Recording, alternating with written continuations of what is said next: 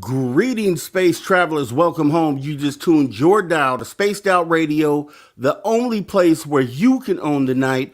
I am your host, Mr. Rob G, and tonight we're broadcasting to you on our terrestrial affiliates across North America and digitally on TalkStream Live, KPNL, and Odyssey Radio. Remember, you can access our archives for free at youtube.com/spaced out radio. And while you're there, please consider hitting that subscribe button. Don't forget to follow us on Twitter and Instagram at Spaced Out Radio and at Spaced Out Radio Show. Our website is spacedoutradio.com, where the options are endless. You can stay up to date with the SOR Newswire, get some official spaced out swag like this right here, rock out to some Bumblefoot, and so much more. Totally glad to be here with you guys tonight. We're going to have a freaking awesome show, right? We're back here at the after hours. It's the weekend. Hopefully you had a great week.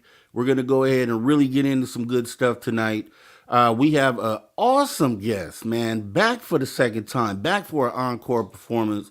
Mr. Drew Bankey will be joining us tonight.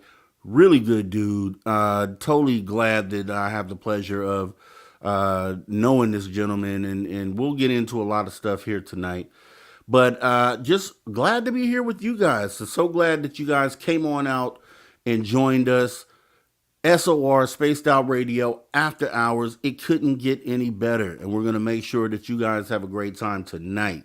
So with that being said, we're going to go ahead and hop in and see who took the gold, the bronze, the silver, who got all the medals tonight. And Race Fan is definitely going to be in that gold position. I know that for a fact. See, me and Race Fan talked the other day. Really great person, too. Race Fan is a really good person, guys. Just so you know, Race Fan isn't just a name in the chat. I've actually had the pleasure of speaking to Race Fan, and I know Race Fan has the gold. We have, who else? We have Lightwalkers taking the silver tonight, and then we have Mothman with the bronze tonight. So it's going to be a great show. We had Drew Bankey in the back tonight. He's saying, let's go. And that's what we're going to do tonight. We're going to go. We're going to definitely get it in tonight. So let me go ahead and welcome everybody in here. Like I said, we had Race Fan saying, good evening, Rob. Good evening to you, Race Fan. Totally glad you joined us tonight. We got Lightwalker saying, hello, Robbie G. Woo family, going to be a great show. It is definitely going to be a great show. I can already feel it in my bones. It's going to be a great show. We got Mothman in the building saying Rob has aliens. Mothman, I don't know if I have aliens, but I for surely have shadow people. Now, you know that for a fact. And I got some additional things that happened lately that really, I think, are tied directly to the shadow person picture that I have and the story that I told. Maybe we'll have time to get into that a little bit later. Crazy update on that, and it's wild. So thank you for coming in, Mothman. Let's talk to Abbott Hoffman saying, Rob, just back from swimming laps at the pool. Huh? I mean, this is California. It never really rains in California, but welcome, Abbott Hoffman. I need to get in the pool. That'd be some awesome stuff to do. But yeah, I don't know. I don't know. Who else do we got? We got Carl Bittner. Carl Bittner stepped in the building. Thank you, Carl, for coming on out. Appreciate you participating tonight. We got Izzy UFO saying love Drew. Exactly why we have him here, because he's a great dude. And we're going to be definitely getting into some stuff, man. And we have Dino Bravo fan saying, hey there, hey there. Dino Bravo fan, right back at you. Appreciate you coming on in. We have Ann Joanne saying, hey, Light Walkers, race fan to Mothman. How you doing, Ann Joanne? Thank you for coming on in and joining us here tonight on After Hours. We have Miss Catherine Jones saying, hey, Mr. Rob G and SOR family. Hey, Miss Catherine Jones, right back at you. Thanks for coming on in. We have Jeeves. Okay, Jeeves saying, yo, Jeeves looks like a new name. If you are new to the channel, Jeeves, definitely want to welcome you on in to Space Out Radio After Hours. We actually do this thing 7 days a week. So Monday through Friday, you have Dave Scott conducting the Woo Train, 9 p.m. Pacific, runs until midnight Pacific. Then you have me, Mr. Rob G, on the After Hours. We run here Saturday and Sundays from 8 p.m. Pacific until 11 p.m. Pacific. So that means you got 7 days a week, sometimes 365, and we have occasional things, but it's always awesome here. Thank you for coming on in. Really do appreciate you. We have Roger Murray stepping in the building, giving us some information. What you got for us tonight, Roger Murray? February 3rd, 1979, 45th anniversary, Shoeburg, England, UFO incident. Robert Taylor was assaulted. UFO, 2 black spheres. Wow. Okay, I'm going to have to look into that. I'm not familiar with that sighting, Roger, but I do appreciate you bringing the data. You always bring the data, so I do appreciate that. We do have Road Flare in the building saying, hi, guys. Hey, Road Flare, right back at you. Thanks for coming on in. We also have, who else do we have tonight? I know we have additional people in here. We got Brown Dwarf stepping on in from the Los Angeles area. Brown Dwarf saying good evening. I do appreciate you, Brown Dwarf. Thanks you for coming on in. Kurt M saying hi all. Hello, Kurt M. Thanks for joining us on this evening. We do appreciate you. We got T-Bone saying prayer hands, and then MRG, Mr. Rob G. Thank you, T-Bone, for coming on in. We appreciate you tuning in tonight. Let's see. We got Christine saying hi all. Robbie G tonight. Woo-hoo. That's what I'm talking about, right? I love that. I love that people are getting ready for this after hours. You kind of know what to expect. You know it's going to be a great time. And yeah, I totally love that you guys come in and support. So I appreciate you, Christine. Thank you for coming on in. We do have Paranormal Pixie Laura saying hello, everyone. Hello, Pixie. Thank you for coming on in. Let's see. We have Jillian Leonard. Seems like another new name. Always want to point that out and always want to welcome the new names. Do appreciate you coming on out, Jillian Leonard, saying hello, hello, right back at you. We have Facebook user saying, let's do it. We're going to do it tonight, Facebook user. Don't you worry about that. We're going to get it in tonight. We got Rafin. Rafin stepped in the building saying hello, Rob and Room. We all appreciate you for coming on in, Rafin. We do appreciate your time. Here we go. Officially, presidential Zaddy stepped in the building saying salute. Right back at you, my guy. Right back at you. Do appreciate you coming on in. We have Nicola Perry Jr. saying greetings and salutations. Fellow space travelers, good evening, Rob. Good evening. Right back at you, Nicola. Thank you so much for supporting us. We do appreciate you for sure. Susan Alloway. Hey, Susan. Thanks for coming in. She says, hello, everyone. Everybody say hello to Susan as she comes on in the door. We have Doug Shelby saying hello, all the fellow SOR heads out there. Hope everyone is having a good weekend. I do too, right? So first day, I guess officially the first day is over here on Saturday. So we definitely hope your weekend is going great. Hopefully we can add something to that tonight, kind of give you what you are looking for on this weekend. And we do appreciate you coming on in. So we have Jennifer Patterson saying, hello, SOR family, with raised hand emoji, star emoji, alien spacecraft emoji, star emoji, and a bunch of other emojis. So thank you for coming on in, Jennifer. We appreciate your time. Thank you very much. We have the Wild Berry Candy Company. Love it, love it, love it. Good evening, everyone. Good evening to you, Wild Berry. I think I've seen you before, but you're fairly new, so I do appreciate you coming on back here. Let's see. Who else do we have here? Oh, we have Hero. Okay. Hero has stepped on in. Can't really tell what you put in there, but I do appreciate you showing up, Hero. So thank you very much for showing up here at Spaced Out Radio. We love it. Dragonfly. Evening, Rob, in SOR chat. Evening right back to you, Dragonfly. Thanks for showing up. We have Nikki Williams back another time. Hey, do appreciate you, Nikki Williams, saying hey, hey, with cheesy teeth emoji. Hey, as long as you're glad to be here, we're glad to have you. And yeah, definitely appreciate you showing up. We got Jeff Garvey saying hi, SOR. Hello, Jeff Garvey. Thank you so much for showing up tonight. Lars Jansen, good morning, all. Good morning, Lars Jansen. So for all you did say, hey, wait, it's not morning. Lars Jansen is somewhere else in the world. And wherever Lars Jansen is, it is morning. So good morning to Lars Jansen, everybody. Thank you for coming in, Lars. We do appreciate it.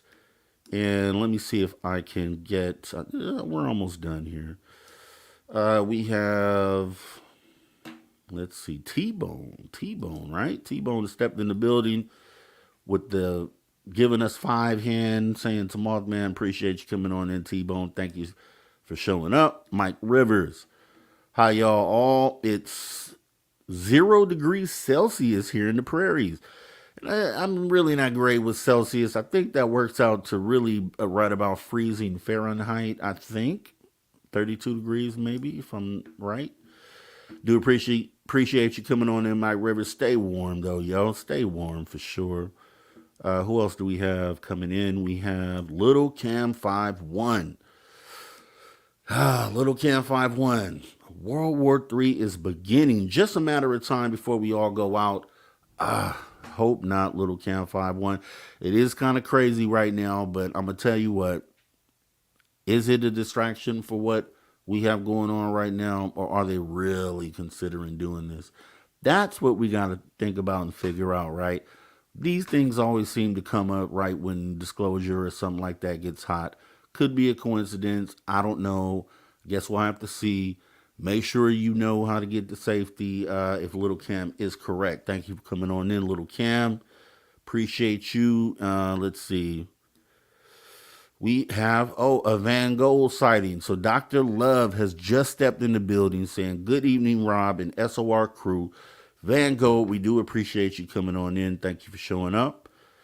We got Paul Damon, Southern Nevada here, waiting for 4 days of rain. Yeah, okay, it's been rainy here. I'm in California, Southern California. We just got over maybe, 2 days of pretty bad rain, pretty heavy rain. Today was, no rain, but we're expecting rain for the next 4 days. So, Paul, I feel your pain.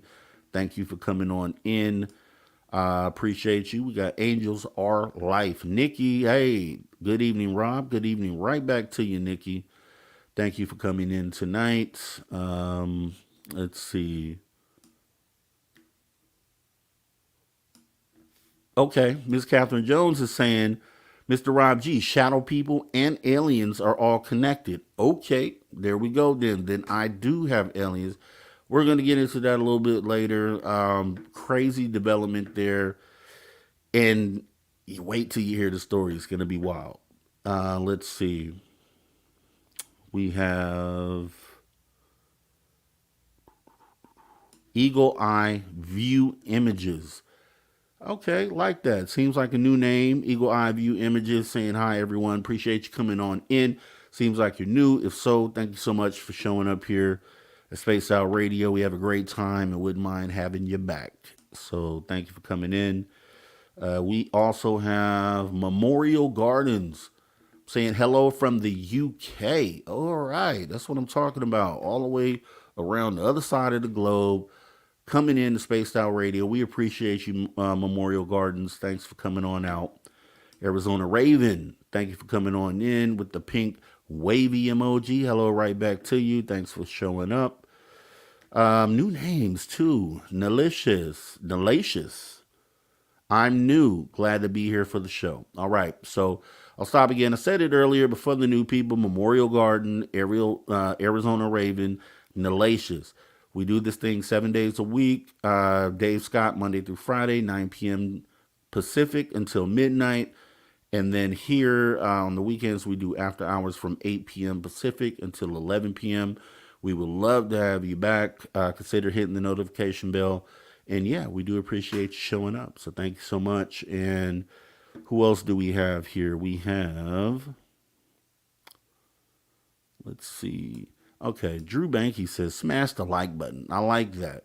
If you wouldn't mind, if you haven't already, please smash that like button. I promise you, you're going to love the show tonight, for sure.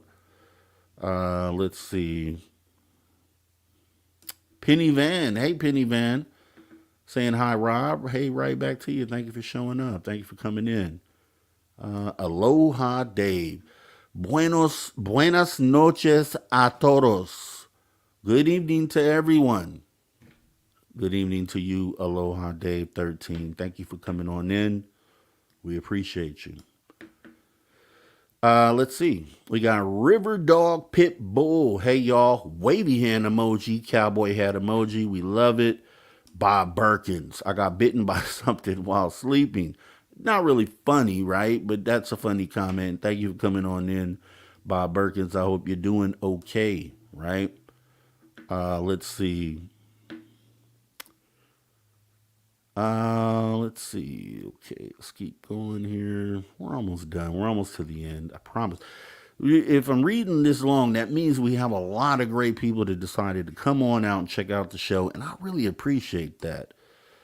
Let's see. Okay, looks like we got Toe Tag. Hello from Cali. Right back at you. Hello from Cali, Toe Tag. Thanks for coming on in and joining the show. We do appreciate you. Thanks for showing your love. Who else do we got here? Let's keep going.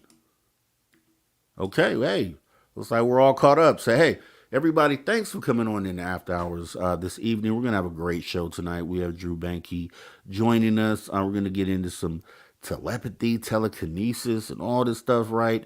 A lot of stuff that I've been wanting to talk about and get into. So I'm going to appreciate that conversation. But what we're going to end up doing, oh, wait a minute. Stop. Burp. Indiana says, yo, mention me. I'm from the UK. All right. Indiana. With the name like Indiana from the UK, that's awesome.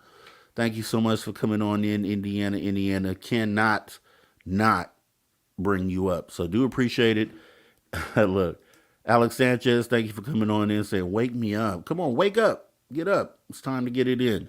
What we're going to do, see, every time I want to do this, somebody else jumps in. Ian McFadden, thank you for coming in and saying hi, boss. Hello, sir, right back at you.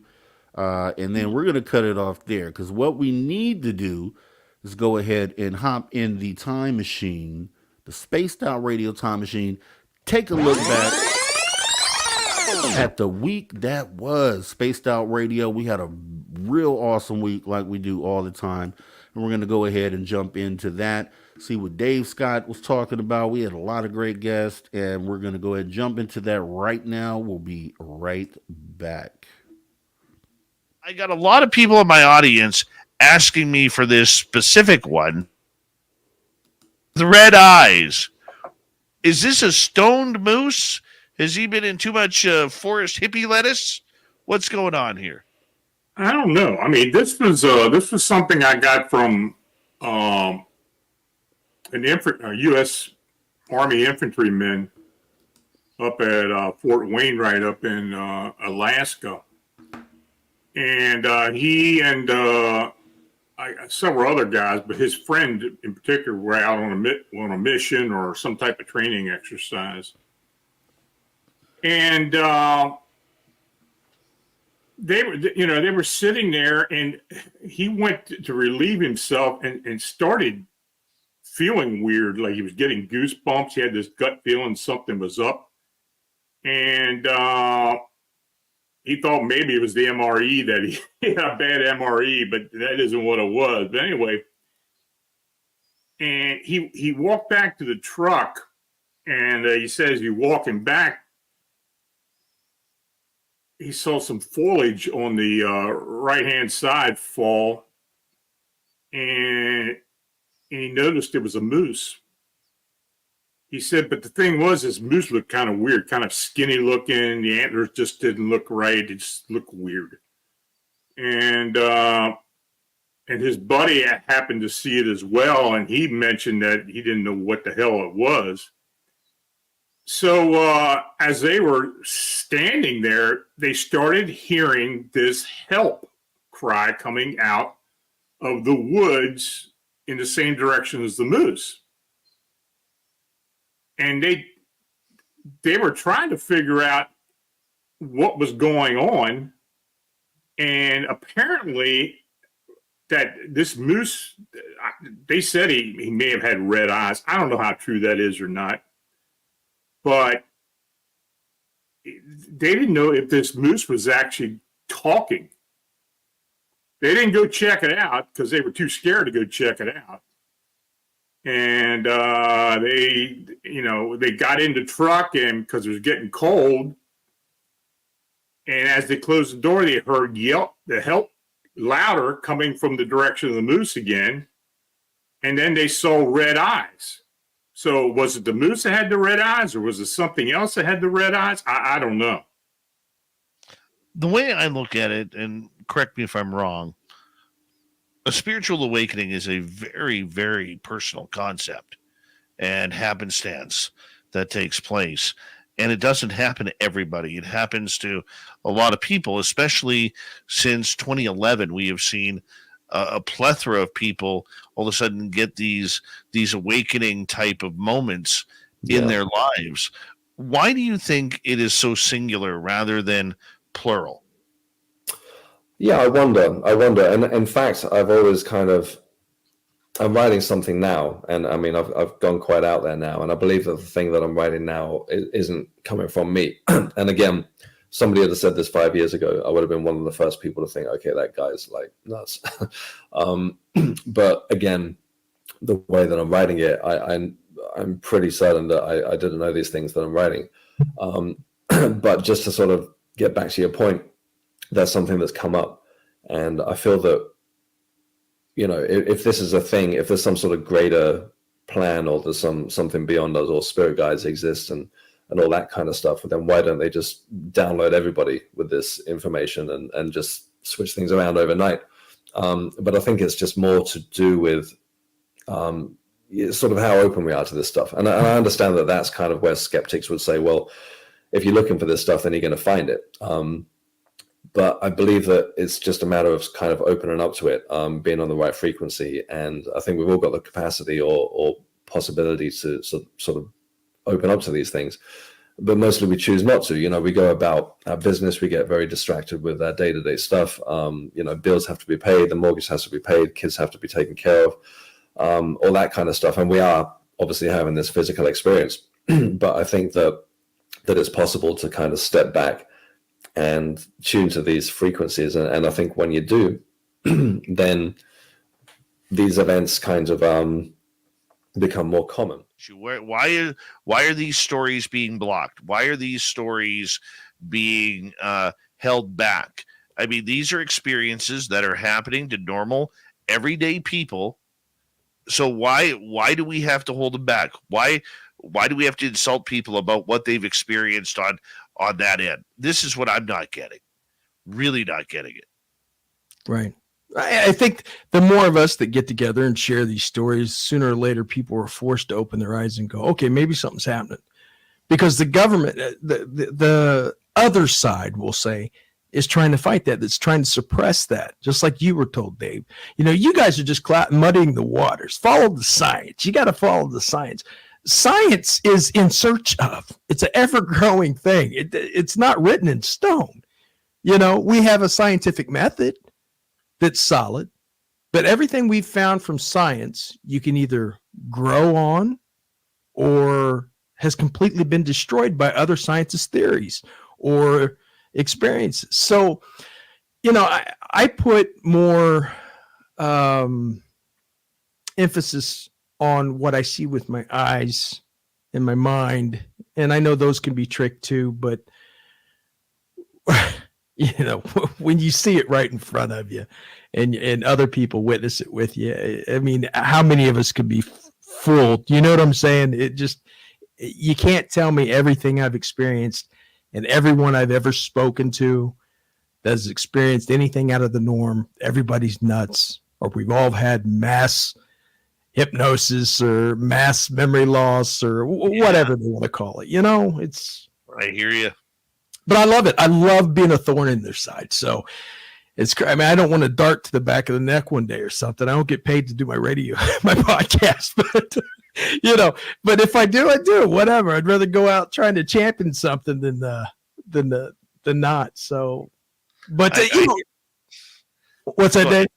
I was going to tell you about the Dybbuk box. Who knew that podcasting could be dangerous, huh?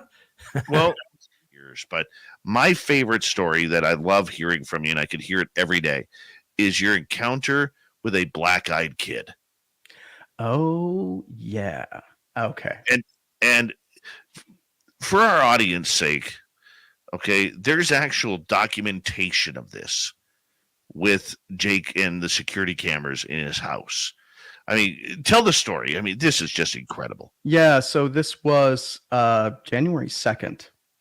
2002, and down here, I live in Washington, and we had just had a big snowstorm, with like a foot of snow dumped on us, or like a third of a meter, and I'm just hanging out on a Sunday. I think it was a Sunday, maybe it was a Monday. We had the day off. That's all I know.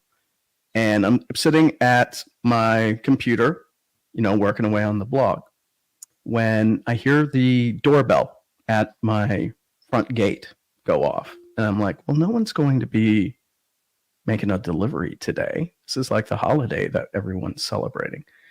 And so I look on my security cams, because I've got, a Nest system set up with a camera at the gate, so I could see who was there, and I didn't see anyone.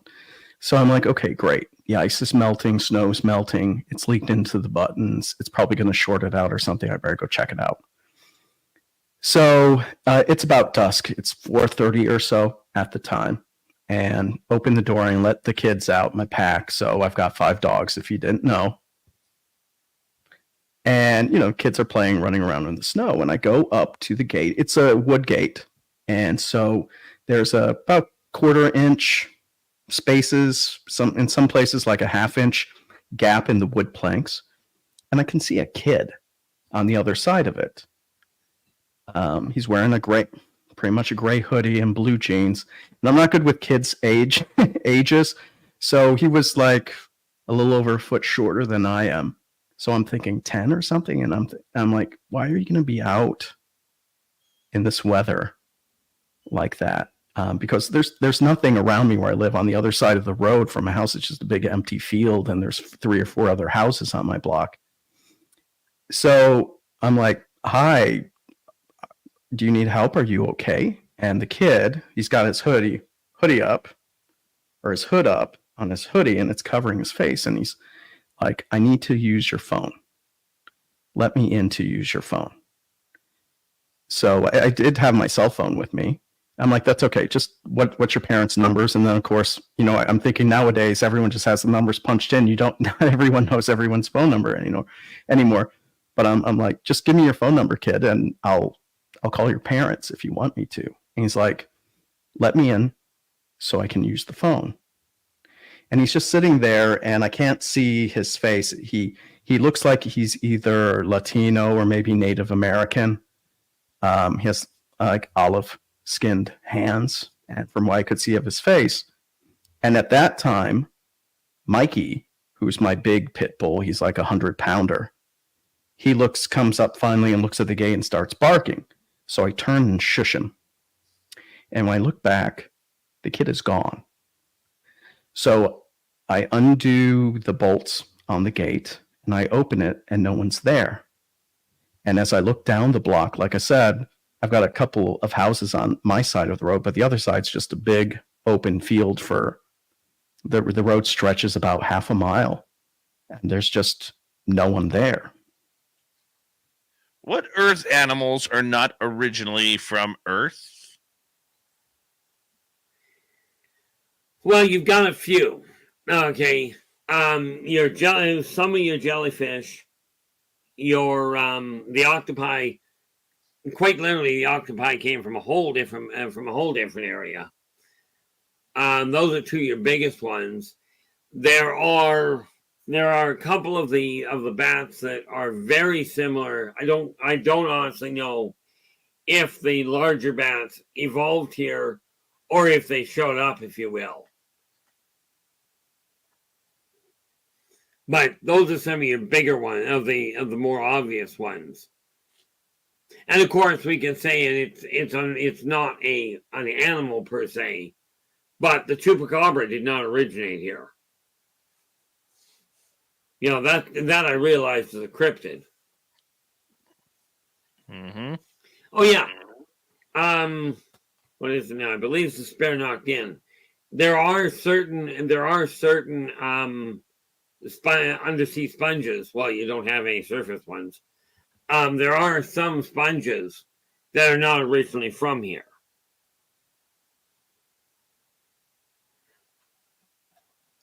But the massive majority of animals on this planet evolved here. Okay. Moving on, our Keith Andrews and the ET Connection. Let's go to Millennium. Oh, that was for me. Did they not fix your nose as well, Dave? Yes. Yes, they did. I think they did, at least. Super Crazy wants to know, do ETs have criminals in prisons on their worlds? Whoa, try that again. Do ETs have criminals and prisons on their worlds? That depends entirely on the race. Some of them just eat their criminals outright. All right. That was the week that was Spaced Out Radio, and we had an awesome week, as you could see. The gentleman talking about the black-eyed children and wanting to come in the house, that was a creepy story. So if you missed it, definitely go back and watch it. We're going to go ahead and get on with the program. We have our guests waiting backstage, coming on in, about to bring them in right now. None other than a gentleman I had the pleasure of meeting and then really, really resonating with and liking. You know what I mean? It's a genuine dude, a genuine person. Glad that I had a chance to meet him and glad that he's back here tonight. And we're going to go ahead and talk about some great stuff. So, ladies and gentlemen, I'm going to go ahead and bring in the man with the plan, just a really great human being, Mr. Drew Bankey. How are you, Drew? Good. How are you, Rob? Thanks for having me back, bro. Great. Yeah, no problem, man. Like I said, I've been looking forward to having you back, man. I mean, you're just a really good dude. And let me go ahead and tell you. I want to first off, I want to say hello to your family. I saw the Homestead Rescue. Let me go ahead and bring up the image from that. Drew Bankey was on Homestead Rescue. If you guys don't know, you guys need to make sure that you go and watch this episode. It is on Discovery. And Drew Bankey got out there and got his hands dirty and has a great story. And I'm not going to spoil anything for you, but this is Drew out there hanging out, man. With what's your pup's name? That's Beethoven. He's not with us anymore, but Oh wow, sorry to hear that, man. no 'Cause I worries. got He's with another family, but he's not living on our homestead anymore. Oh, okay, great. And then Yeah. so this is Drew out there, man, and I'm jealous of your location. It is so beautiful out there, man. You guys will see. You have to go out and definitely watch this show, man. But just wanted to go ahead and promote that and point it out because there's just great content there, a great story, and you get to know Drew Bankey a little bit better there. So, other than this, how have you been? Been great. Been with travel a lot over the holidays.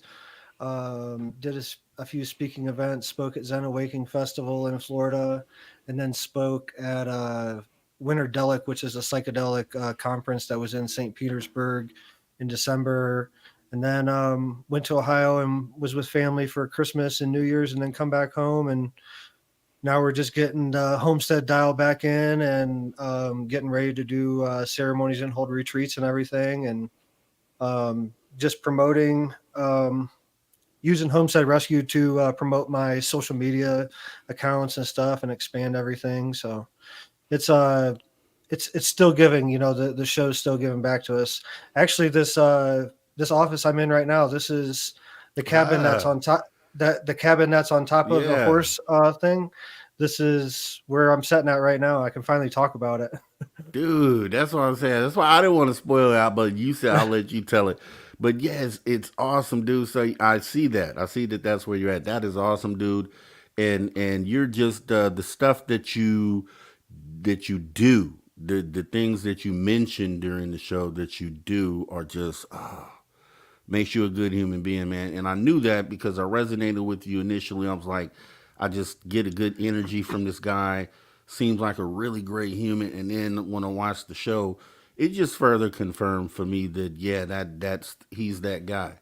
You know what I mean? So keep doing what you're doing, man. I'm glad that you got that spotlight because if anyone deserved it, it would be you based on all the things that you do for other people. So yeah, good stuff, man. I appreciate it, Continue man. doing that.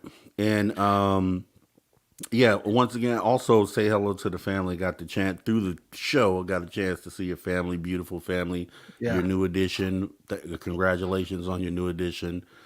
Yeah. And She just yeah, turned 8 months the other day. So wow. Okay, so that was yeah. filmed then a little back then. Okay. Yeah, it was April. So it was they showed up on April 10th. Just talking a little bit about the show. They showed up on April 10th. My birthday is April 11th. So Okay. the camera crew and the producers and everything got me a birthday cake, and they're it's it was a really great experience. But people, I hear I've seen a lot of comments. This was like the 11th season of this show. So and it's on Discovery Channel. If you want to go find it, you can go to Discovery Go. I think our Mhm. episode, the very first episode, is free. You can watch it. You don't have to pay anything, no sign up or anything. But season 11, episode 1 is our episode. But yeah, they showed up on April 10th and started getting set up. And I think they started filming, I think, on the 12th or whatever. But just having them come on the birthday, is I was feeling like a lot of really deep messages from the universe. Yeah. It was just as much a physical experience as it was a spiritual experience, and the messages that come through um, were just very clear. The universe, really has your back, and it wants to see you succeed, and it's kind of giving you this leg up. So, um, you know, they filmed for, I believe it was 9 days they filmed for. And no, we worked for 9 days. They filmed for 7, but there was 9 days of work total. There was 2 days that they didn't film at all.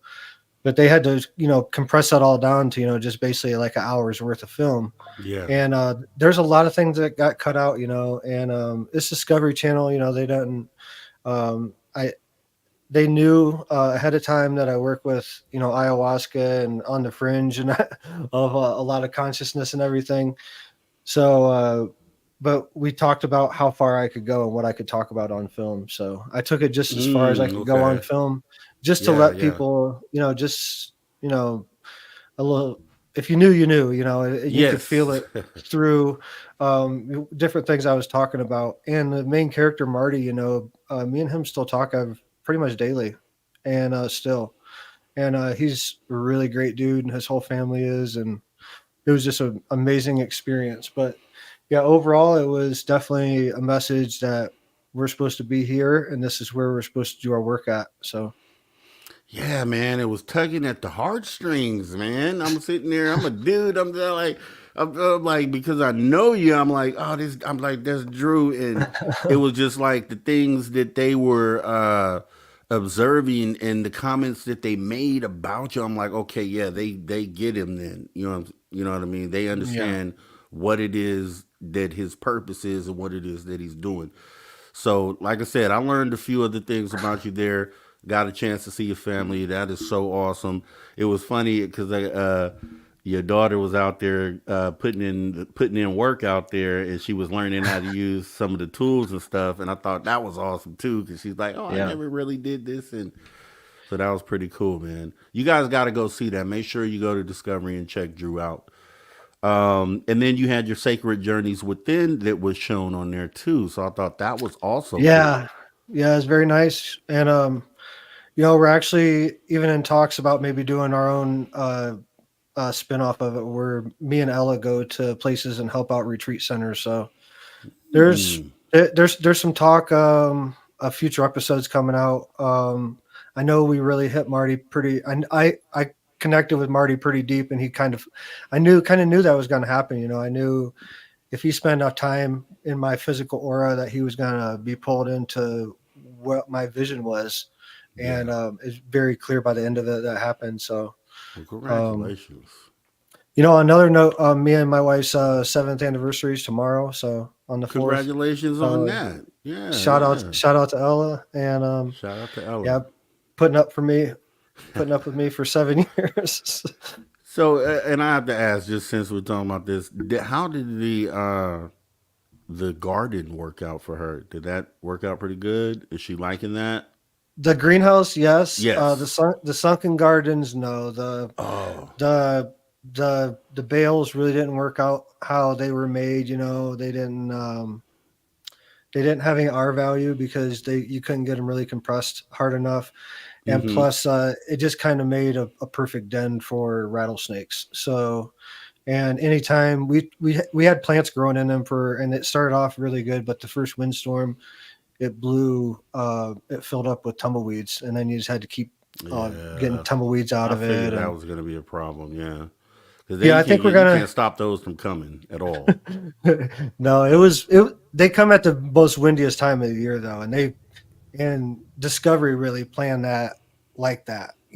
They planned the time of the year to come to get the most wind because, it's a TV show, you know what I'm saying? It's they want to sell it. And, it's not always that windy, but it's they kind of made it out to be that windy all the time and stuff like that. But it's TV, and that's what sells the show. But man, they've done a ton of work out here, and man, we're beyond grateful. This whole inside here, I finished off the cabin and finished off Alyssa's cabin, working on the greenhouse. We put a floor in the greenhouse. We do have some sad news. We lost one of the donkeys. While we were away on for the holidays, we had a friend watching the place, and some free range cows come in and actually broke down the fence to get to the horse's water trough, and one of the donkeys is gone. I don't know. It's gone forever. We've looked for him and stuff. I flew the drone a few times and tried to look for him, but so he ran off, but he wasn't coyote dinner or anything like that. Who knows, Hopefully man? not. You Yeah. know, hopefully not. But Oh, I was gonna ask you about that because they. I mean, that's like I said, you guys should go watch it because it really turned. I was like, man, yeah, they really came out there and did that, and the barn and everything was just a great idea. The way they did that, and that's still yeah, man. good.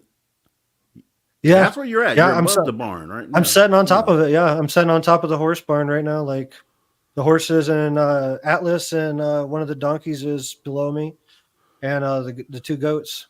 And it worked out with the wind being a windbreak and everything. That worked out. Yeah, yeah. Okay. It's they have a much bigger area, storage for all the feed and everything's really great. So, um, Cool.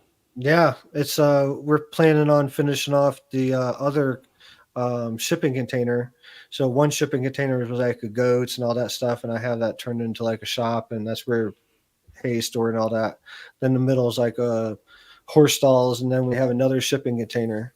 But this is the biggest build that they've ever done on the Homestead Rescue, and I think we calculate out. I think it's over 3,800 square feet or something like that, a barn. So yeah, it's a 20 by 30 barn, and then the second floor is this office cabin. So the right beside me, there's a bed and stuff for guests when they come and stuff like that. And then this side is my office and podcast area and stuff. Yeah, look, I was being kind of selfish. I'm not gonna lie. I was like, oh, Drew has a bed with the room there now, huh? Wait a minute. Let me let Drew know how interested I would be to come on out to Colorado. It was like it could fit a guy like me. So Oh yeah.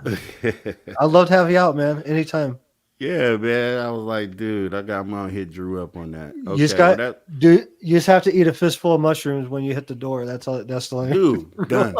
It's done and done and done. Don't even worry about it, man. Like I said, we're on the same wavelength. Obviously, I'm sure you may be able to tell that yourself, but that's why I said. I mean, they really got you, and I really felt good. Like I really was. It just made me smile at the end, man, because they really were like, "Yeah, you're." And it got emotional and stuff, and I'm like, man, this is you get it then, man. But it's your aura though, you know what I mean? It's the energy that comes out, and they really connected with you, and that was a beautiful thing. So I'm glad to hear that there may be a spinoff in the works. You guys deserve it, man. And the setup is so beautiful out there. Then why not? And for what you do for other people, I don't know if you want to say what you do for other people out there, if you're open to that, but Yeah, of course. You know, we have Sacred Journeys with them, Plant Medicine Church. On the show, we talk a lot about the equine therapy side of what we do, man, and that is part of what we do. But there's the plant medicine side, working with ayahuasca, San Pedro, 5-MeO bufo combo, and CE5s. We do all types of stuff out here. Sweat Lodge. Just all types of spiritual work we do here, and we talked a lot about it on the show, especially the equine therapy side of it. But we do ceremonies with psychedelics regularly here, and we travel doing it. I'm definitely 100% open about it. I wrote 2 books about it, and been on Spaced Out Radio. I think this is probably my 6th time total. Been on with Dave a few times, and just work with psychedelics very, very extensively. Right now, we're working primarily with bufo, which is 5-MeO DMT, and that induces source moments, oneness moments, the great calmness, whatever you want to call it, but it induces that source, melding with source, and understanding that you are God and you're part of this universe. So that means you're part of God. Yeah, that's awesome. Now, now that I'm thinking about it, did you? I kind of jumped off the diving board there. Sorry. No, you're good. But the location where you're at, because obviously you're under wide open skies. I mean, it's like beautiful out there. Did you choose that place specifically for what it is that you're doing now? You know what I mean? Because No, I know it CE5 would be it awesome out there. it chose me. It chose Yeah, me really, I you like know. that. And you know, before Homestead Rescue came, we had it up for sale. Just maybe 6 or 7 months before Homestead Rescue come, we had it up for sale, and we had within a few weeks we had 2 people ready to close on it, you know. And me and Ella were just getting sick, like sick to our stomachs thinking about it. And the more and more we thought about it, just we knew we couldn't get rid of it, so we took it. We backed out and took it off the market. Then Homestead Rescue came, and then it was really clear that this is where it's supposed to be at, you know. And so no, as you can see from the footage, it's a beautiful wide open area, but it's harsh. Like right now, there's a foot of snow out there. Like I got big ass boots sitting by the door over there for it to go into the house. Like when I go in, and Jeez, yeah, you yeah. know it's and you know the That's living level. a homestead is always a work in progress. You know, there's always the solar. You know, we're on solar right now. That everything that's running everything in here, we're on solar. And I did all that before Homestead Rescue come. Like I did a ton of work here before Homestead Rescue even came. And actually, what we had originally like put in for to get fixed here was almost all of it was really fixed before they came. You know, we needed a well, um, and we needed help with the solar. That's what we originally put in for, and that was all done before they even came. So it allowed them to really add on and give us things past just the survival portion of it, to actually like start to have people come out and like have a really nice place for them to set, and you know to sleep, you know. And we're going to expand on that in, you know, in the next couple months. So it's all I see it all in line, and that's what I say, that this land really picked us, you know. And Yeah. we're here right at the base of Mount Blanc. I'm starting from the show, that there's people been reaching out to me from the show, and sharing with me different things that I didn't know about Mount Blanca, and like the great sand dunes that are right close to Yeah. here. Oh, They, yeah. they mentioned it at the beginning of the show. There's a structure there that's over 6,000 years old, and they've found arrowheads around that structure that's over 11,000 years old. So Yeah. I'm starting even, the more we've been here, we bought this place in 2020, around this time in 2020, I think it was March 2020. So it's, you know, almost 4 years ago now, but this place just keeps unraveling more and more and more, you know, like, we've had people come out for ceremonies here to do ayahuasca, and like, um, I had a very experienced friend come out here. He lives in Crestone, just about a hour and a half north of us in this valley. We're in the same valley as Crestone. If anyone's ever heard of Crestone in the chat, you know, speak up. And like, they got ashrams, they got 28 different spiritual retreat centers there. That's where we lived before we bought this place. But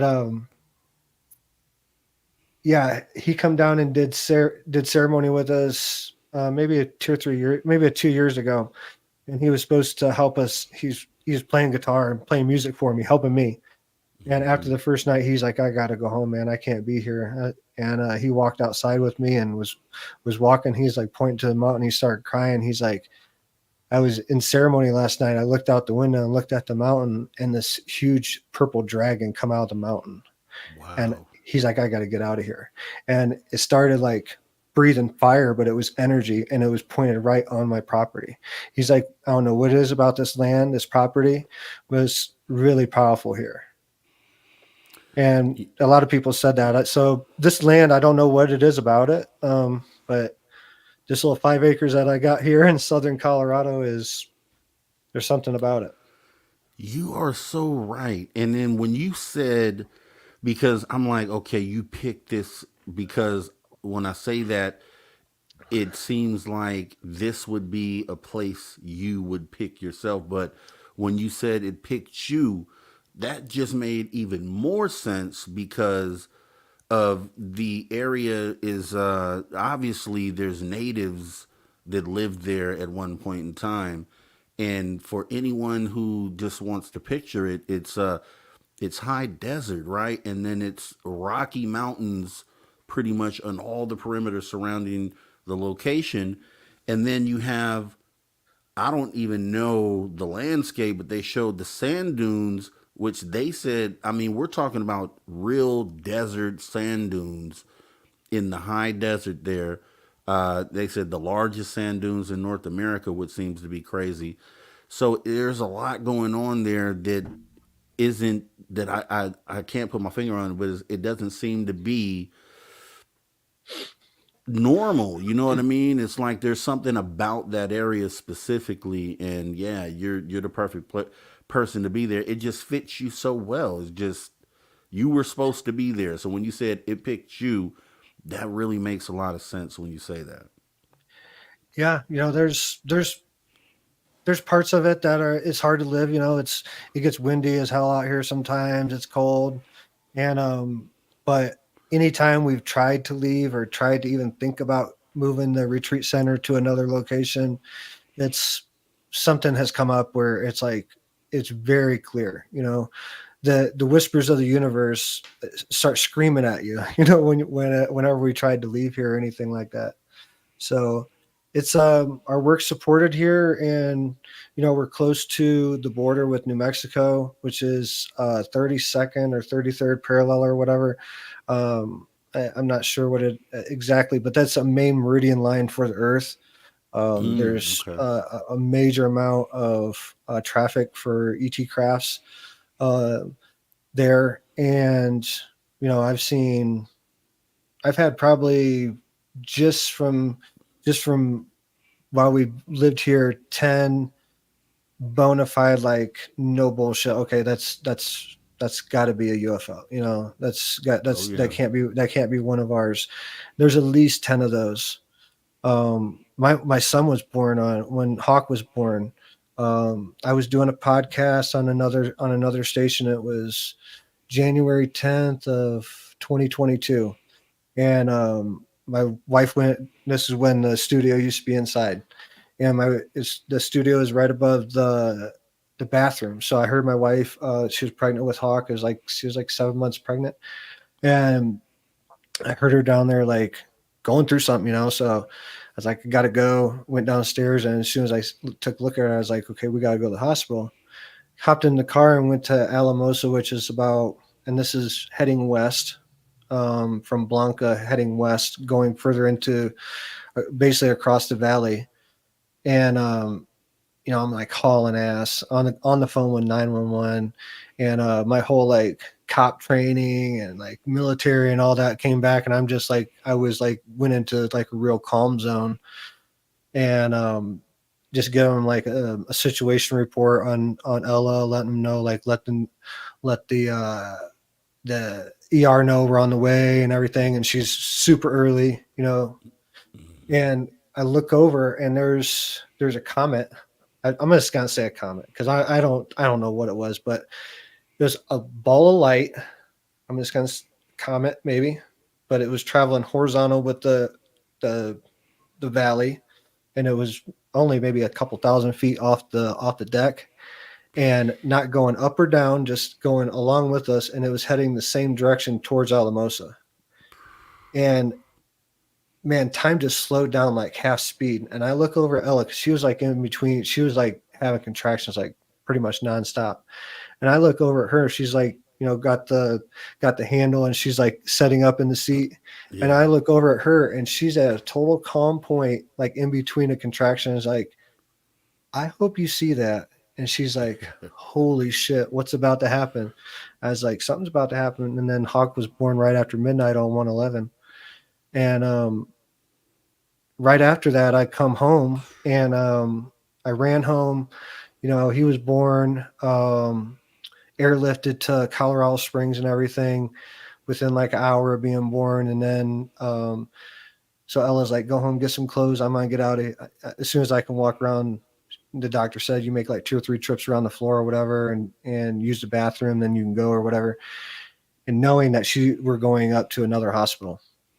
So I ran home, and it was still dark. And on the way home, the same thing happened going towards the east. I look over to the left, and there's one horizontal, and this is within probably 3 or 4 hours of each other. The same thing happened, and it looked exactly the same. And I'm like, and that's when I knew Hawk was going to be special before he was even born, but that was just more confirmation. He's just amazing. So, And you said 111? yeah, so he was born 1/11/2022. So you had one born on 111. That's 11/11, man. Definitely special kid there, man, for sure. So what we're going to do real quick, Drew, we're going to go ahead and pause for the calls, jump into our first break of the night. Guys, get questions ready for Drew. You got to I know you got questions. Go ahead and put them in caps. We'll make sure that before Drew gets out of here tonight that we get to those.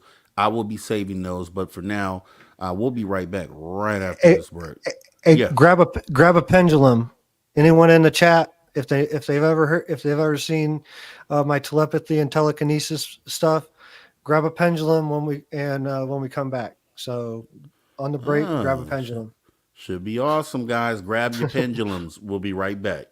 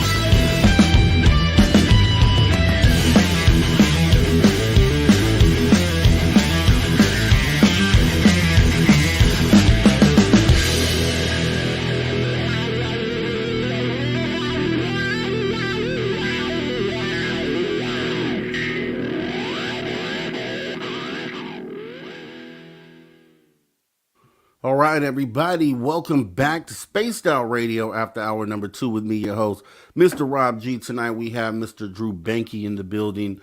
I do want to go ahead and take a quick moment to talk about the Spaced Out Radio fan party that we have going on May 10th through 12th, 2024. Just want to make sure that you guys are there. You can go ahead and email info@spacedoutradio.com. We would love to see you there. All right, so back with Drew Bankey. Drew, you're getting in. We're talking about telepathy, telekinesis.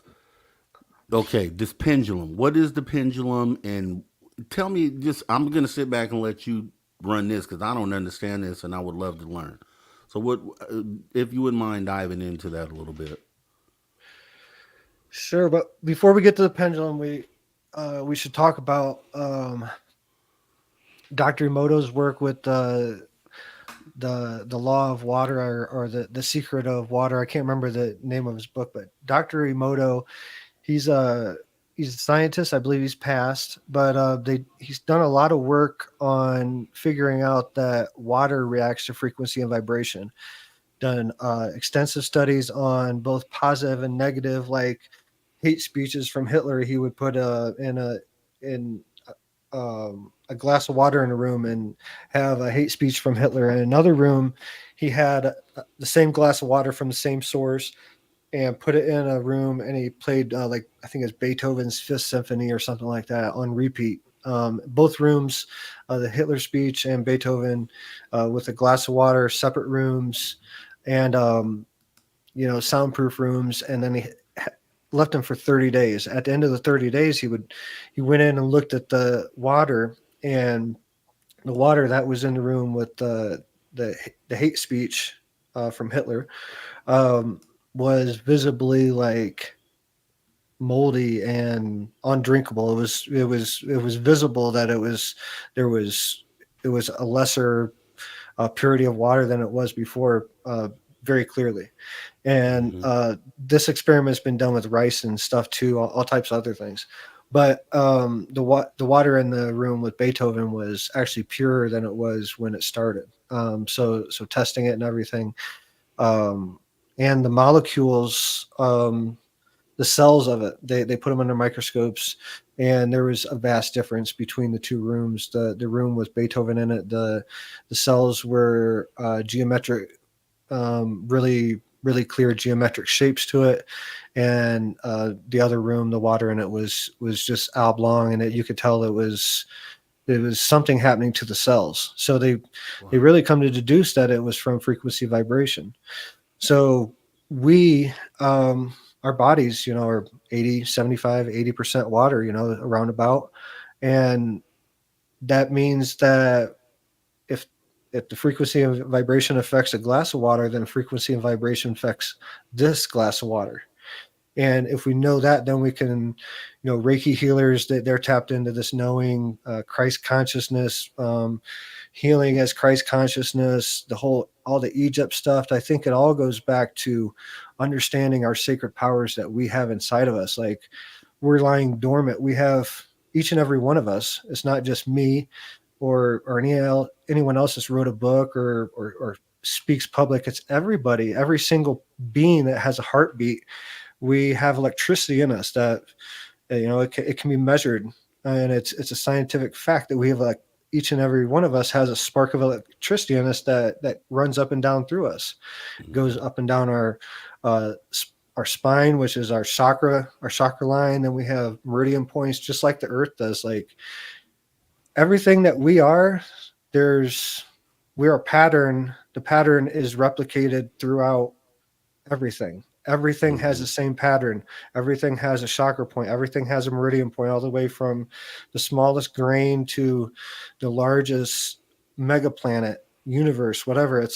I believe it all has the same basic energetic signature, which is a main energetic line, which is a chakra line, and it has meridian lines that come off of that. And I think every single thing that is in existence has this energetic signature. And I'm not even talking about just animals. I'm talking about everything that's in manifest, like every object. Yeah. All that being said, now we can move to the pendulum. Like, what I've done with the pendulum in the past, and what I do in person, and I just was taking some messages while we're on break, so I know there's some people in the chat that's actually seen me do this in person. So what I show people is the power of our mind, and the power, not even just our words, but the power of our mind. With the pendulum, we can take, this is exercise I've done in the past. Take a lighter. Most people have a lighter that's available, and just lay it down on the table in front of you. It doesn't, and I know some people's minds are going down. Okay, something about the flame. We're not going to light anything. We're just going to use the lighter as object. If you have a pendulum, hold the pendulum over the lighter, and as you're holding the pendulum over the lighter, you're thinking about the makeup of it, like the physical makeup of it. It's a plastic lighter. It's made by Bic probably, or whatever brand that you have. But right here, for the sake of this conversation, I have a Bic in front of me. It's yellow. I don't know. It's probably made in some factory in Minnesota or something, and packaged with a million other. It's on some assembly line, thrown into a box. It might not even touch the human hand at all. Just all machines. Mm-hmm. And that's one way to look at it. Another way to look at it is what and hold your pendulum, as if you listen to this now and you have a pendulum, hold your pendulum over the lighter and try to hold it as slow as you can. Now, think about the lighter in a different way, from a different perspective. It lights sage. It lights tobacco. It lights prayer candles at a Catholic church, whatever spiritual understanding you have. Think about how you would use a lighter in your spiritual practices, lighting Palo Santo, lighting sage, or whatever it is, or lighting bufo, or lighting tobacco to pray in ayahuasca ceremony. This lighter here that I have in front of me has participated in ceremonies like that.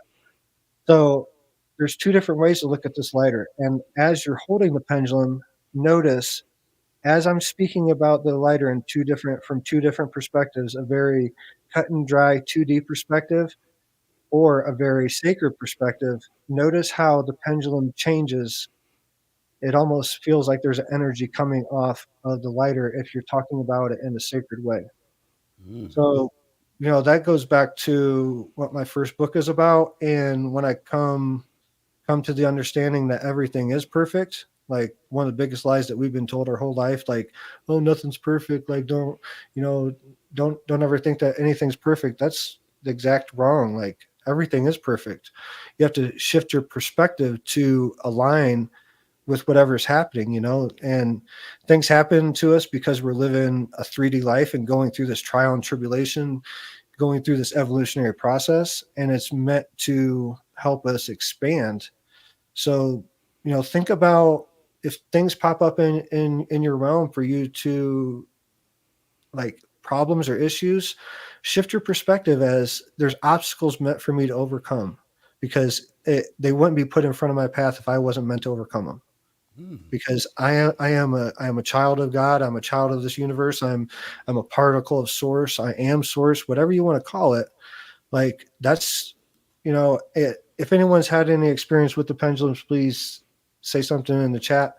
But yeah, that's how telepathy starts. Learning, it's not moving an object. It's basically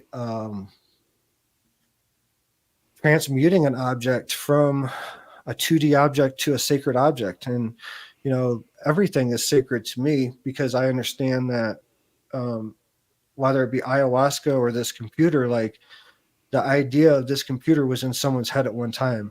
Before it manifested, it was in someone's mind, and it was taken out of someone's mind and put into physical form. Therefore, it's sacred. Oh, okay, I can get that. Now, let me ask you, especially for people that listen afterwards, when you're talking about pendulum, is this a specific special thing, or anything hanging from string? Anything hanging, you can use a beer tab and a piece of hair, whatever. It doesn't matter. Like, it can be a crystal, like a clear quartz crystal is is really good for it. A meteorite, a piece of meteorite's really good. Anything though, and that's another interesting thing. Like, if you are experienced with pendulums, try using a meteorite for a pendulum and see it works a little different. Wow. Yeah, Yeah. magnetic, right? Or what's the property? I don't know. It just acts different. Sometimes it goes like, people that have experience with pendulums, this, you hold it over your hand, there's energy points coming off of our hands, meridian points, Okay. meridian lines, meridian points. So interesting thing so if I were to hold a pendulum over my right hand, let's just say it goes clockwise. That meridian line goes down my arm and crosses my body and goes from my right hand to my left foot.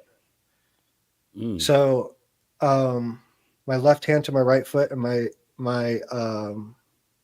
right hand to my left foot. So it crosses. It doesn't. The meridian lines don't go straight up and down. They go opposite from Mm. opposite hand to foot, and that's your meridian point. I believe it crosses. Really at your umbilical cord, because that's really your portal that you came into this existence Wow. in. That's deep. That's deep right there. And I'm with you on that because I do totally believe um, that the energy that powers us, our life force, is the same energy that exists in the universe that powers everything. So that is interesting to think about a meteorite being that it would have that energy as well. So you're making great points, man. You're on fire tonight, man. So what? Yeah, I mean, and look at also to expand on that just a minute. Sorry to interrupt, Yeah, you're but good. if you look at your chakra points, you have your solar plexus, you have your heart chakra, solar plexus, and then your sacral. Your sacral is lined up with your belly button. That's your Hmm. sacred chakra, because that's how you entered this manifestation.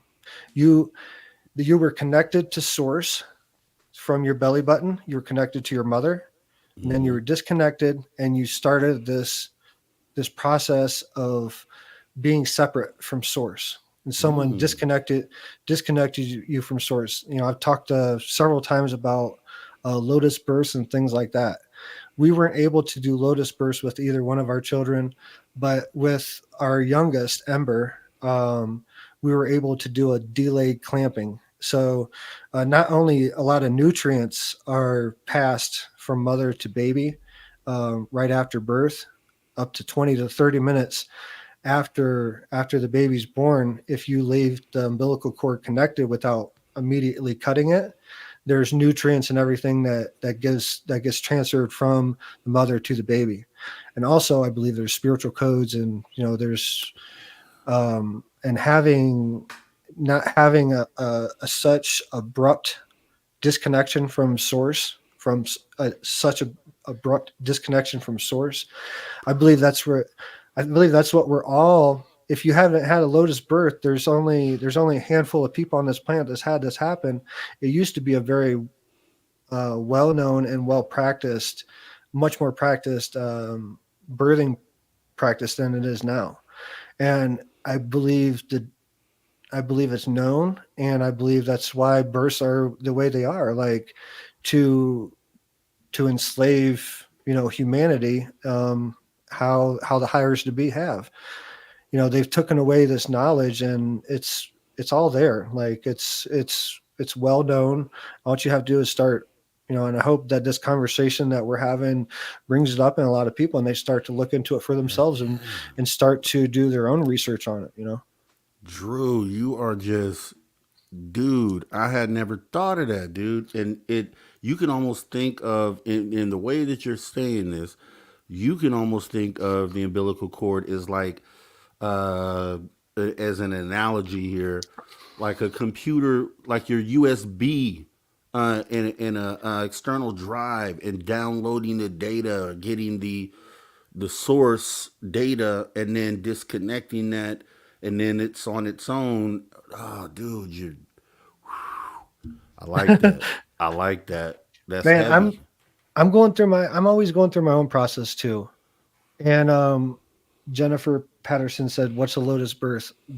Lotus birth is when um, a full lotus birth is when they would deliver the baby, deliver the placenta, and let the placenta lay beside the baby for as long as it took for the baby to decide to disconnect from the placenta. So an actual lotus birth is when there is no cutting, clamping, or anything like that. The baby uh, lets the connection fade to the placenta, and eventually it will separate itself. It will dry out and separate itself. So that's an actual lotus birth. And you know, back only a couple hundred years ago, this is very, very well known, and a lot more people did it than they do today. And they claim that it's medical reasons, but there's everybody is going through this separation from source, and they don't understand how they got separated. It was from birth, it was from birth. I just, and like I said, like I was about to go into before I saw that question, I'm going through my own process too. I was adopted at 5 days old, and never met my biological father. He's passed away, and he didn't want anything to do with me, and I always had a lot of pain for that. So just a couple, maybe last week, I told my wife, I was like, I'm gonna go sit with Bufo. I'm gonna get in a hot bath, and I'm gonna sit with Bufo. I don't know why I'm supposed to do this. Like, I've never done it like this, never done it in a bath or anything like that, but feeling called to do it. And I took a big hit of Bufo, and I laid back and closed my eyes, and I went back into the delivery room right after I was born. And, I was just like that. I was transported back, and I realized why I've always had this underlying depression that I always just on the back, even through all the ceremonies and stuff, why it was there, and I'm always trying to purify myself. I'm always trying to become a better conduit to help people, because I think humanity deserves it. Someone that's really dedicated to it for the right reasons. Right. So I'm always trying to clear my tuning fork. I'm always trying to clear my shit out, and I'm very real with myself. I'm like, I know that I have stuff to work on, and I'm a human as well. I understand a lot of things. Well, I have an idea about a lot of things, and I think I understand them, but I know that the best way for me to move forward and be of service to this planet and to my family is to be a better person. And that was just an amazing weight lifted off my shoulder that, it was hard going through it. And then going from, a couple minutes old back to a 43-year-old body within seconds was very jolting. And I had to come to terms with that too. But I'm glad that I feel that I moved past that finally after all this time working with these plants and different ceremonies. Bufo is not a plant medicine; it's an animal medicine. But I think I finally let go of something that I was holding on to for a long time and really didn't know it. And that understanding also turns into me being a better father, because I know of how detrimental every second of existence is, even from first breath on up. So yeah, man, you're going real deep, and I agree. Self-reflection is the key, and I'm like in the way you just described, trying to realize the things that you could change about yourself, and just being able to do that in order to attempt to be the best type of person you can be. That's what I do as well, and that's kind of the thing, and that's why I try to explain to people, and I don't know if they get it when I say like I intend to be a genuine person. So you get when I don't try to do this thing as a host. I don't try to be someone that I'm not. I'm genuinely me, and what you see is what you get. And I try to have my intentions be as pure as possible, right? And just righteous. I believe righteous energy, you receive righteous energy, and nothing else, right? There's no fake anything. So I get exactly what you're saying, and I wish other people could listen to what you're saying and kind of follow that lead, because we need more of that just as humanity. Really, that's the message that humanity should get. But then going back to the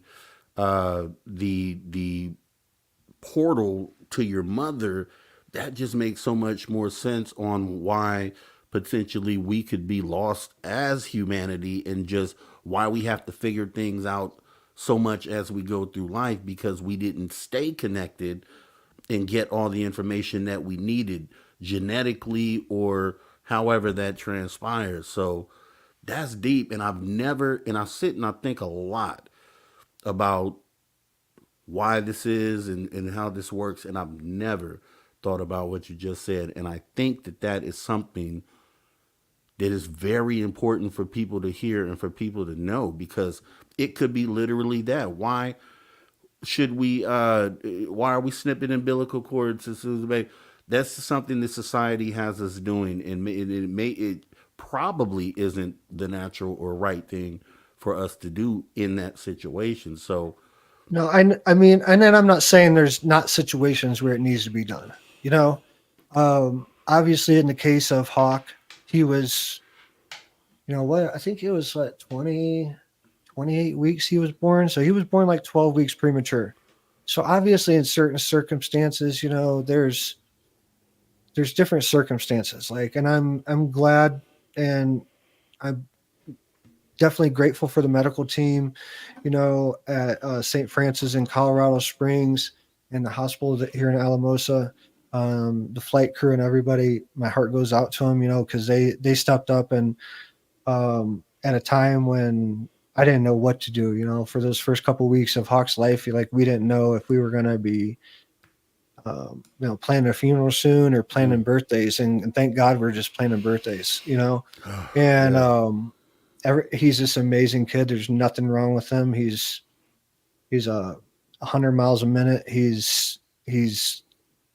I play the didge. He picked up the vacuum tube the other day and started playing the vacuum tube. I was playing the didge, and he picked up the vacuum tube and started playing the vacuum tube, and things like that. You know, he's definitely on his way to be such an amazing healer and just person in general. yeah.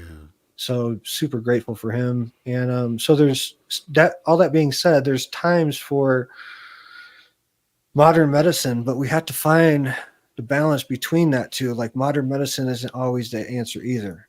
You know, we have to look at the old ways, because there's a reason why these things were done for thousands of years. You know, there's reasons why we stopped doing them over the past couple hundred years. And that's a hard truth to swallow for a lot of people. Like, and, you know, I got a lot of family in the medical field, so I'm not bashing the medical field. My oldest daughter, Sienna, 20 years old, she's a nurse's aide working at a nursing home in Georgia. And so I'm not bashing the medical field at all. I have deep ties to it, but you have to find, it's not always the answer either, you know. Well, I mean, what I've been thinking about lately, especially since I've talked to Travis Mustus, and kind of just hearing like the whole Native American aspect, and I think, and I feel out, and I've felt since then, like the answers are all there. You know what I mean? And it would be like, what would they do sort of situation. Like, what would they say? Like, let's run this by them. What are their views on what it is that we're talking about? And it probably aligns with a lot of the natural things that we're supposed to be doing as humans, which we just have gotten away from. And it's just, we kind of have to go back to that. At some point, we have to either refer to that on a lot of the things that we do, or we have to go back to that as humanity. So, and it, Yeah, and, man, and I said, yeah, go ahead. there's, you know, there is not one sickness, illness. There's not one cancer. There's not even an injury that's not connected, that doesn't have an energetic signature somewhere. Like, we have, so how I've been shown to help people, and I'm not going to say heal people, because you really heal yourself, help people is just identify like where their problem lies. People, I've helped people with these medicines, with plants and these ceremonies, um, with psychedelics and without, both ceremonies with psychedelics and without. I've helped them clear out traumas that's been affecting them. Like, so if you, let's just say that you have a loved one die as a young child, like say you have uh, one of your parents die when you're a young child, and fast forward to 30, 40, 50 years old, you have early onset cancer, and it's colon cancer, or something in your lower chakra, where you've really been holding on to something, like you've for a lack of better terms, you were meant to, get that out, poop that out energetically, through the grieving process, but you didn't grieve it properly because you were young and it didn't happen. No one helped you grieve it properly. So 20, 30, 40 years down the road, it manifests in a physical form because you have been ignoring it. It started off as irritable bowel syndrome. It started off as maybe a hemorrhoid or something like that. And then it turns into, stage 1, stage 2, stage 3, even stage 4, a death sentence, colon cancer, because you have failed to properly expel that. People that have heart disease, things like that, they've had their hearts broken and they haven't energetically dealt with it. People that have any of the chakra points, and that's how I really pinpoint when someone comes to me and they want to go through ceremony. I'd be like, okay, what's your medical history? And I want to know your medical history because I want to know where you're holding trauma at. And I can tell by a short conversation of you telling me your medical history of where you're holding trauma at, because it's centralized near a chakra point. It has an energetic signature. See, that's why I applaud things like medical marijuana and things like. I mean, because society looked at it in the medical field, initially looked at it, just in just society in general as well, look at it as such a bad thing. But then what really is just getting back to nature and figuring out, we found one of the things that naturally heal us, and there's obviously other things as well, like the things you're speaking about. It is just, it seems like they don't want us to relearn our connection to this natural thing that we're in. You know what I mean? And look, I can get deep on that. No, but proper psychedelic ceremonies are not intended to create repeat customers. Western medicine and how it's designed is designed. I'm froze up. Yep, you froze. Let's see. Maybe if you refresh your browser, it might kick you out and bring you back in.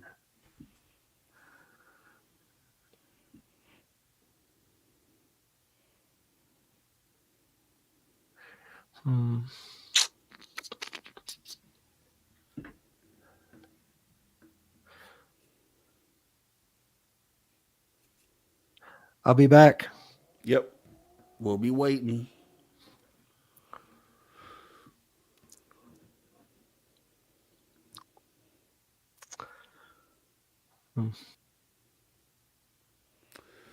Yeah, guys, Drew Bankey, right? So he'll be back in a moment, right? But that's why I love these type of conversations.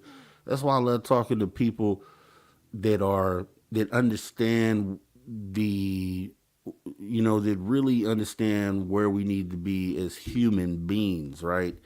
And as humanity. That's the big thing. That's what we all have to relearn, is exactly what it is that we're talking about here. This is the part of the key, whether people realize it or not. We have to relearn what we are, who we are as humans, to kind of understand where it is that we're going to go once this disclosure hits, right? Ties right into understanding our existence while we're here and why these things are here in the sky. And it's all part of it, right? So, you can always sit up and talk about just the UFO portion of this or just the cryptid portion of this, but there is a humanity side to this that's the most important part. And we have to figure that out. If we don't figure that part out, then when disclosure does hit or confirmation hits, how many people are going to be lost? There's going to be a lot of people who didn't even consider this part of it. And this is the conversation. I'm glad that we get to have the conversation prior to disclosure.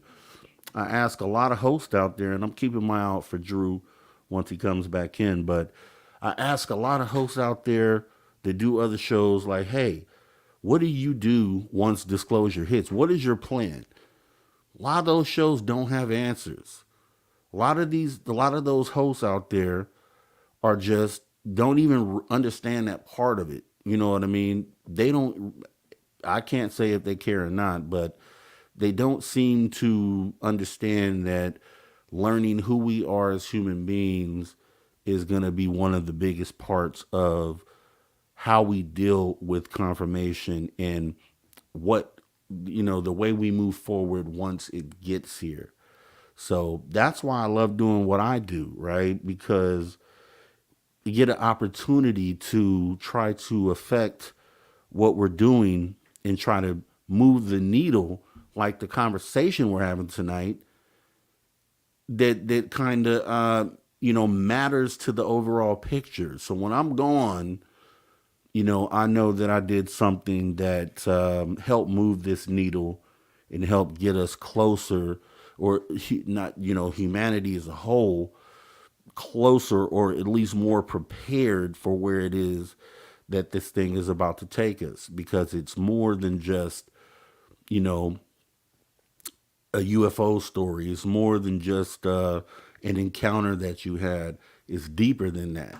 And it's just, hopefully on the replay of this, you share this with other people. Hopefully, people that don't already understand get to start to understanding why this is important. Thank you, Aloha Dave 13, for your support of Spaced Out Radio. We do appreciate that. And yeah, I mean, I'm always going to have those deep conversations. I have them here. I have them over on my channel. And I guess while we're waiting for Drew, because I just can't wait to get back into this. And looks like it's getting close to the end of the hour. So if he gets back in here, maybe hopefully we can get him to stay into hour 3.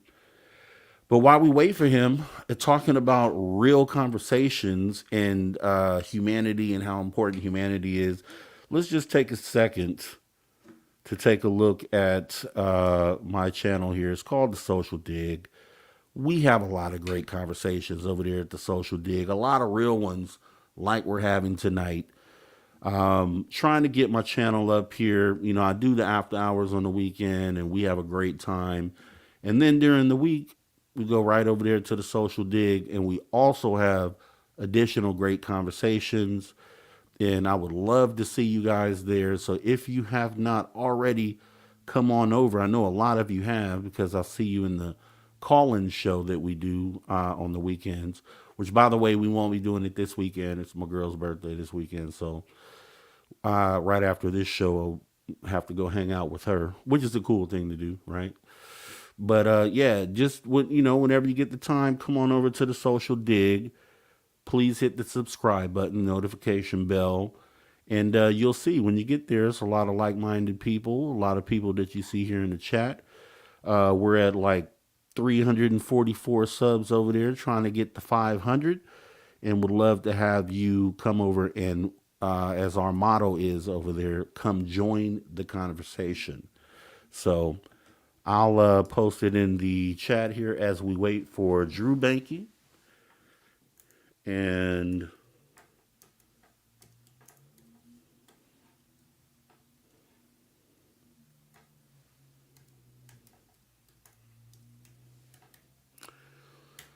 And this is it right here. So if you have not already subscribed, if you wouldn't mind clicking on that icon right or the link right there, go over and get your guy a sub. And we would love to have you come anytime we're doing a show. The conversations are always real and deep as we're doing tonight.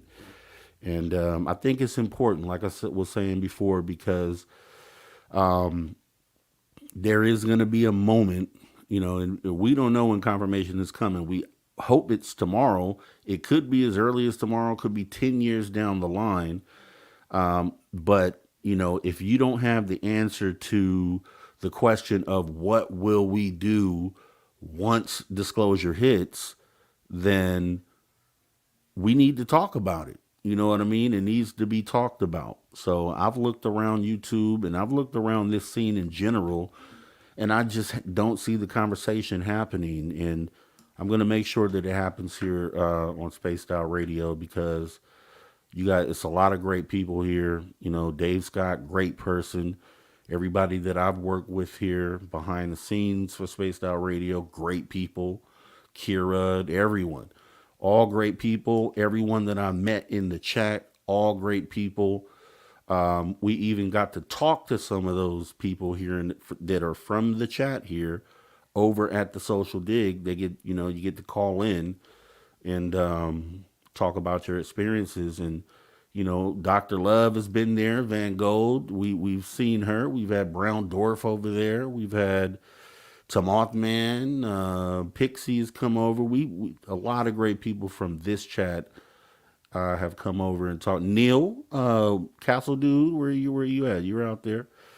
Channel Warhorse, I think, has come over. Christine definitely has been over there.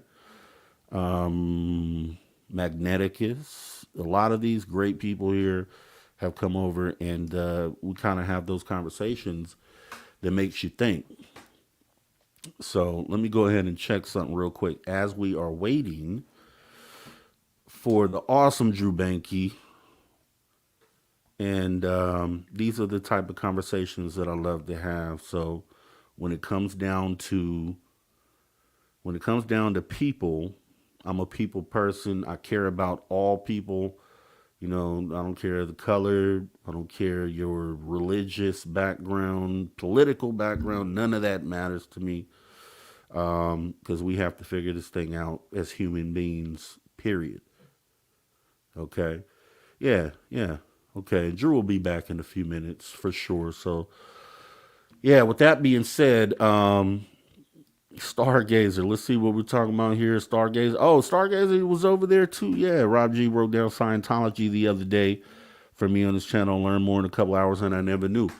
And yeah, I appreciate you letting me know that. It's a great conversation to have as well. I mean, as you see on the page here, the banner says positive progression of humanity. That's period.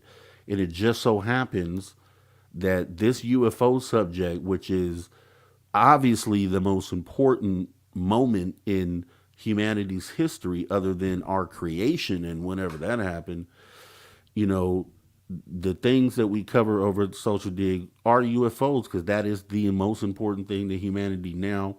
But Scientology, the cults there, there are various other things that we could tackle that would positively affect the outcome of humanity. And so that's kind of what we do. And I try to bring some of that over here too, right? So if you've noticed, that's kind of what I try to bring over here, because I think it's very important. It's just very, very important. Let me see and go through the chat, see who's anybody in here while we wait.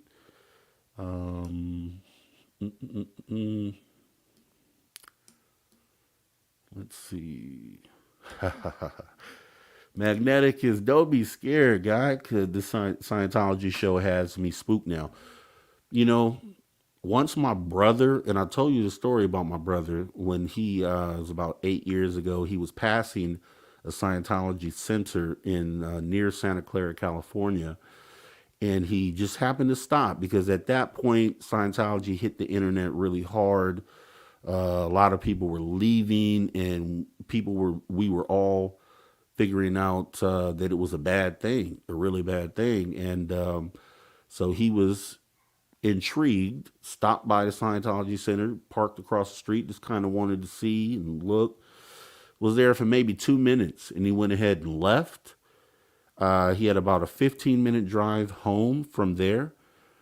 I will tell you, when he pulled up to the house, someone who had followed him just came up to his window before he can get out the car and took a picture of him, and then, or knocked on the window first, took a picture of him, and then went back and got in their car. It was Scientology's private investigator that had followed him all the way home simply because he stopped and was looking at the center, right? Crazy thing. So we covered it last week, and we'll be doing part 2 on Wednesday. So please come on over and subscribe to the channel. It's a great place to be. So, but yeah, don't be scared, Magneticus. My brother saw I was doing this episode, and he texted me and said, "Oh, dude, you shouldn't have done that. Now you're in trouble." I'm like, if I have to take a fall in order to help humanity, then that's just what it is, right? Sometimes you have to be that guy. And I'm willing to be that guy. Let's see. What else do we have? Yeah. Quantum momentum. You are totally correct. And I say that in the video. There are good, the wanting to clear yourself of, it's essentially like a therapy, right? And there is that part of it that I feel is potentially a helpful thing. For the intent is to make you be a better person, but there are a lot of dark and weird things that they're doing over there. And I won't say them on this channel, but if you go over to my channel, you'll hear what we talked about. It's not okay, right? The one thing that is okay doesn't wipe out the 99 things that are just pretty much appalling. So, yep. Let me see. What else do we have? You know what, Christine? Great question. I'll find out for you. So on Wednesday, when we do the show over there, I'll have that answer for you for sure. Definitely. Zaddy, am I getting the Neuralink? Negative. We're born with everything that we need right now. Listen to what Drew is saying here. We have to unlock the things that we already have. We already have a Neuralink. You know what I mean? We already have a capacity that our brain, that we don't realize that our brain has because we haven't unlocked it yet. When you see psychics and you see people that are spiritually awoken already, awoken, either one, some people don't look at it and say, "Oh, that's BS, what it is that they're doing." No, they're just unlocked and you're not, right? So there's just places that we still have to go to figure ourselves out. But the thing with that is that having these sorts of conversations is how we do that. This is how we do it, and there are, like I said, a lot of channels out there that just don't do that. And they don't even really care. I think, if you ask me personally, my personal opinion is, I think those channels just don't care. The hot ticket thing is UFOs, and that's what they want to do. Not really understanding that the bigger picture is actually the enlightenment of humanity. So kind of long on that answer, President Zaddy, but I know you're like, I know you get deep with it, and I know you understand what it is that I'm saying when I say that. So for sure. Let me see. Yeah, and the lace is creepy. It is creepy. Very creepy behavior over there, what they're doing. And I'll be going out there soon. I went out there preparing for the show, but as soon as I got there, they ran me off, essentially. They had security out there, and I couldn't even really get any good data while I was there in Los Angeles at the big blue building that they have. So I'll be going back out there soon because there are a group of auditors out there now, and I'm just gonna pick a day when they're there. That way, I'll be with the crowd. They can't single me out, and I'll be able to get some data. So, yeah. But the whole point is, I mean, it's a cult. If you realize you're in a cult, if you know someone in the cult, they need to get them out the cult. You know what I mean? And that's really why we're focusing on it, not necessarily because it's a bad organization, but because they have a lot of people brainwashed in there. And you'll hear what I talk about at the end of that video because I kind of compare it to like ufology, really, in the extreme side of ufology. You know, everything has an extreme side to it where they've taken it to the next level. And there is a sort of religious section, very small, but there is a section of ufology that kind of, there's some similarities, you know, there. So, and if you look around at some channels, some have like what they call a cult following, but the wrong things are being said, right? If you're going to have the attention of people, then you may as well be giving the correct information, or at least information for enlightenment, and not trying to talk people into doing your bidding, essentially. And you can look around. There's shows right now, which I'm going to be politically correct and not name any, but I know that you probably could look around and tell what those shows are. Let me see what else do we have in the chat here. And I showed you Drew is on a in the high desert, so he's beautiful land out there actually. But when I saw it, I was wondering. I was like, you know, the internet has to be, but he's been great all day. So I was actually pretty shocked that he was doing that.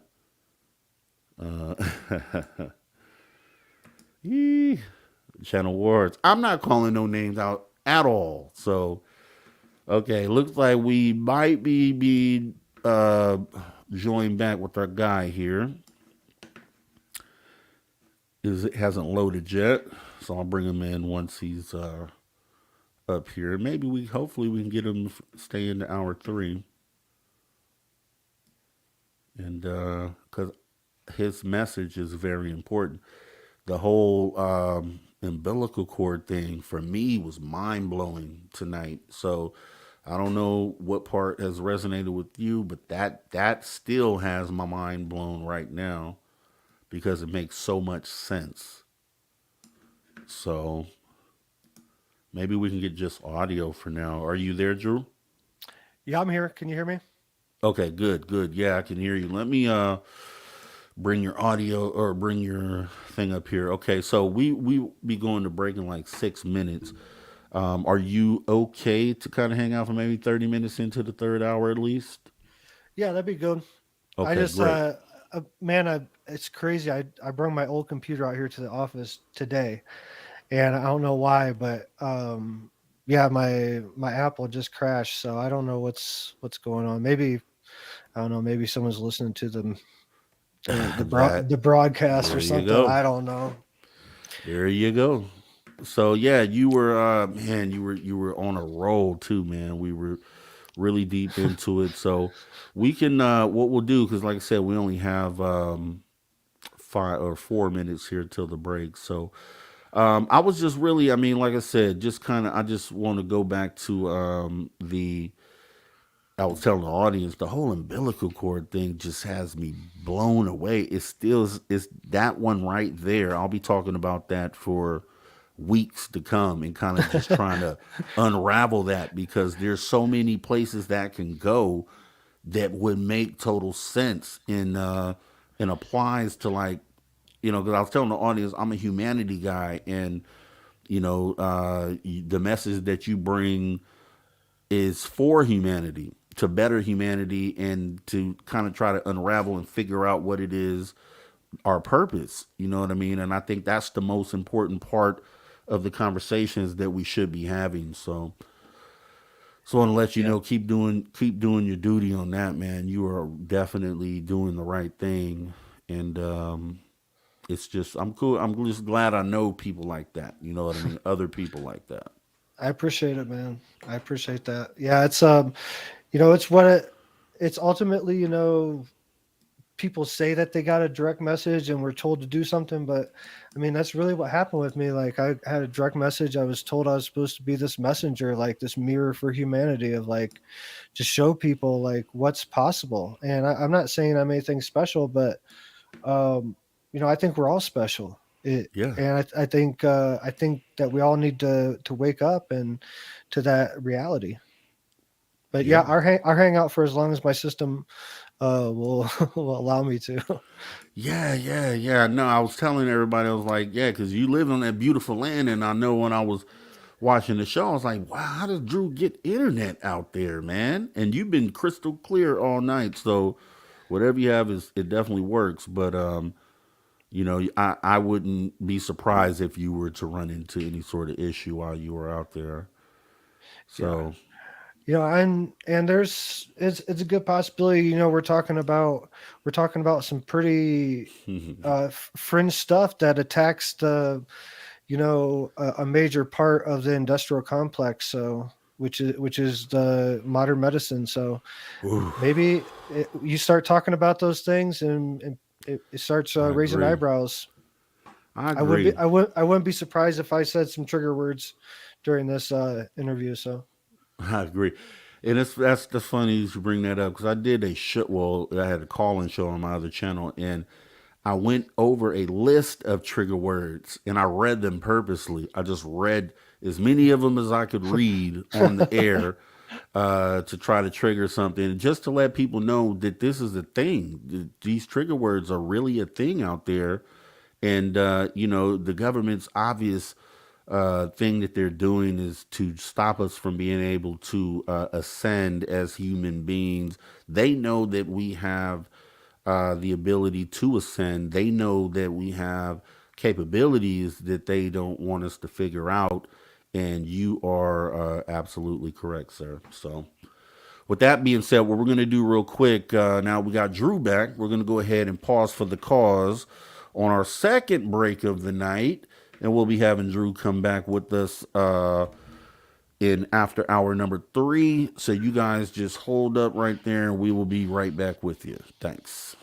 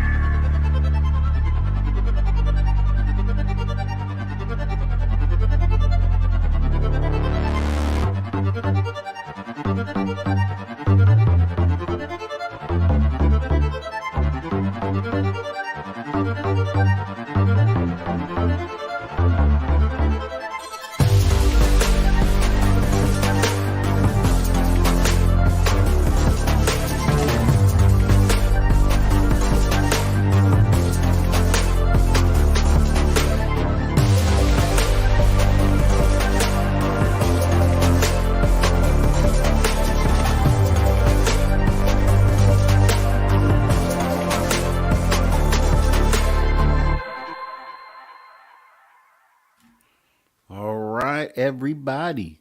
Welcome back to Spaced Out Radio after hour number 3 with me, your host, Mr. Rob G. And Mr. Drew Bankey is here in the building, guys. You already know that you're space travelers. Take that extra step. Join the club. For $5 per month, as little as $5 per month, you can join our Spaced Out Radio Space Travelers Club. Just go ahead and head on over to our Patreon and get it all set up. All right, Drew, we're back with you, sir. And you know what? I was looking into, telepathy, right? So another one of these abilities that I believe we can all do, essentially, and it's just another one of those things that we have to unlock. What would, from your experience, what would be one of the ways that you could say someone could take those steps and try to unlock this ability within themselves? Well, I would say the first thing would be would be in dream space, because that's kind of where telepathy starts. We have a dream, and then maybe down the road that actual dream you live in the real life, so you start connecting the dream space to the real life, and it also starts with seeing number sequences and things like that. That's like the whisper of the universe, and that's one of the things that why we work with equine therapy is because horses are very telepathic. Like they communicate within the herd, and they communicate with each other a lot of the times through telepathy. You know, Mm, they yeah. don't. They definitely have verbal signs and physical signs. Oh no. Let me see. Did we lose him again? Oh, let me see. Are you there, Drew? Yeah, I Okay, was. good. I got muted somehow, but man, I don't know. Is They're my doing it to system you. my system's crashing, man. It's But all good. It's all good. No, yeah, you're so with the horses though, right? So that makes sense, right? Because you said that you were saying that they also do have verbal communication, but and then that's where it cut you off. yeah, they have verbal communication, but they also communicate telepathically too. Uh, Anyone that has any experience around horses, you know that you have to watch your own mood when you're around horses. Like you can't go out. Like I wouldn't go out and work with my horses if I'm like agitated with something else. I'd try to like clear myself before I went to the horses because they can really sense that. Especially if you Mm-hmm. want to try to actually get on a horse, like ride it. Anyone that's ridden a horse, that there's a certain point where you kind of connect with the horse as one because your energetic fields are kind of intertwined, and the horses can anticipate your moves before you even start to give them commands with the reins or anything like that. Feet Mm-hmm. commands or verbal commands. There's several different ways to commands when riding a horse, but the biggest one is really being telepathically connected with it. And the work that we do out here with equine therapy, we do it in between like ceremonies and things like that when people are really vibing high and can really absorb what's going on. But just simply walking with the horse, we're get a horse, the lead on the horse, and have someone walk with it for, it only takes a few steps, and you can actually take the lead and put it on the horse's neck, and the horse will walk with you, and it'll actually start to turn. Like if you decide to turn to the left or stop or something like that, you can start to notice that the horse will do it while you're thinking about it before you actually start to do it. And seeing that telepathic connection and just leads people down their minds down a deeper understanding of how things work when they're working with horses, because it's not just a ceremony. It's what we try to produce here. We try to take people from a hallucination into a vision. The hallucination is beautiful, but the vision is life changing. And if you can change the perspective of an experience in someone, you know, even if they have like a really deep ayahuasca ceremony experience in that space, you can still come out and question it. But when you see it connected to the world and you see the connectedness to the waking state and everything, and see what some would consider miracles, and see those happen right in front of your eyes. That's what we try to do here. So Yeah. And it's when you say that, see, now I want to look around, and because yeah, I could see where the telepathy would likely be taking place within horses when they're not verbally communicating, but the whole herd runs at the same time or takes off, which makes a lot of sense there. And then I guess you could see element when we speak of telepathy in the with the definition of it. It's like, okay, I'm gonna speak to you with my mind without moving my lips. But I feel like there are other levels of telepathy in some of those things that and it may not even be called telepathy, but I think it's like in the same family. Just like me looking at you, and then you already know what I'm thinking, and then we go ahead and act on it like, hey, oh man, I don't know what's going on with this guy. And you can get that from me just by me giving you a certain look, right? for And it sure, feels like it's in that same family. for sure, like there's telepathy is present in so many different forms, and we just overlook it all the time. Like married couples been married years, and they start finishing each other's sentences, air quotes, finishing each other's sentences, um, or yeah, or kind of dressing alike, like the same uh me and Ella's done it several times when we come out of the bathroom and not wearing the same clothes, but wearing the same colored Colors. pants and tops. And it's like, how is this happening? Because we spend so much time with our auras, with our energetic field. All the mystics say the energetic field lies at the tips of your fingers all the way around you. So, and that's kind of the normal resting state of your aura. You can definitely expand it when that's something I do when I hold space for ceremonies and stuff. I will go into meditation and visualize my own aura and spread it out, basically to cover the property and everything, to make a container for whatever needs to happen. So that's some of the things that I do when I'm in ceremony. But we all have that aura, and we can expand it or contract it, but the resting state normally lies about 3 feet around us. That's our aura. So if you're spending a lot of time in someone else's aura, you're connecting with basically the same, the same codes and everything, the same breath. So And another one is like, and I've seen this before. Well, this is everyone probably has had this when you're just thinking of, like, man, you know what? I haven't called my mom this week. Let me go. I think I should give her a call. And then the phone rings, and it's her. And it's like, I was just about to call you. So those and those in those things, and I try to point those out to people, because that alone, just those sort of things show that there is something outside of us that resonates from us, that because I'm under the theory with minds is that, just like if you think of Wi-Fi waves out there, right? If we were able to see in that spectrum, we would see them everywhere, and they resonate. So I feel like the energy that drives us is also present in the air as well.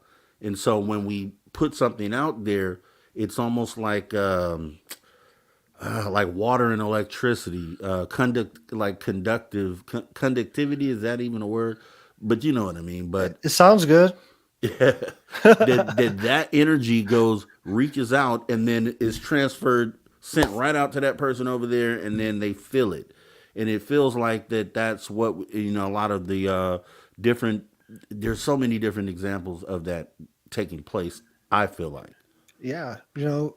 I've had the experience of having a close family member pass away, and having to leave and travel to another state to be with family, to facilitate funeral proceedings and all that stuff. So on the drive there to Ohio, this has happened a few years ago. The person started talking to me and telling me exactly what happened, and I shared with my wife and everything, what was being told to me, and it turned out that's what happened. After everything come out, that's what happened. So yeah, it's present in the living, but it also never dies too. Like, there's all your ancestors, all your quote unquote ancestors are all still here, and they hear every thought that you could ever, every millisecond of every thought. It's not even just word, it's every thought there, because there's no, that they're in a space without, that they're not confined to a 3D avatar body. We're confined to this body, and we're here to try to figure out how to expand from that, but still be in it. And that's what we're here to do in this, in this lifetime, in this time that we're in right now. That's what the mission is. Yeah, and I'm just thinking as you say that, because that makes a lot of sense too. And it almost is like a radio station transmitting a frequency, and depending on the size of your antenna depends on how clear that comes through. And but the signal is out there, and it's always there, right? But then you're able, depending on how large your antenna is, as if you're able to pick that up or not. So yeah, man, I love Yeah, bouncing dude. ideas off you. there's a there's a there's this one time in Florida I was doing a lot of ceremonies with ayahuasca, like uh every weekend, and this was going on for a couple months. I was holding retreats for people in Florida, and one time in the middle of the week we went over to visit one of our friends that lives in Cape Coral, Southwest Florida. Hmm. We went over their house, and they have a couple dogs, and we had training collars on one of the dogs, and um, we were in the backyard, and one of their dogs jumped on me, and they hit that training collar.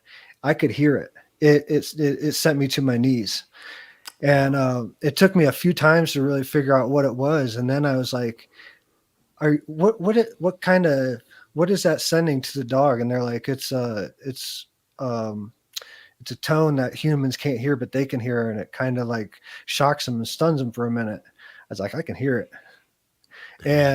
And that just goes, it was a really eye-opening thing for me to show me that psychedelics are not the only answer. They're not the answer for everybody or anything like that. I'm not even trying to say that, but what they do, they they do they Yeah, allow you can make a joke about that too.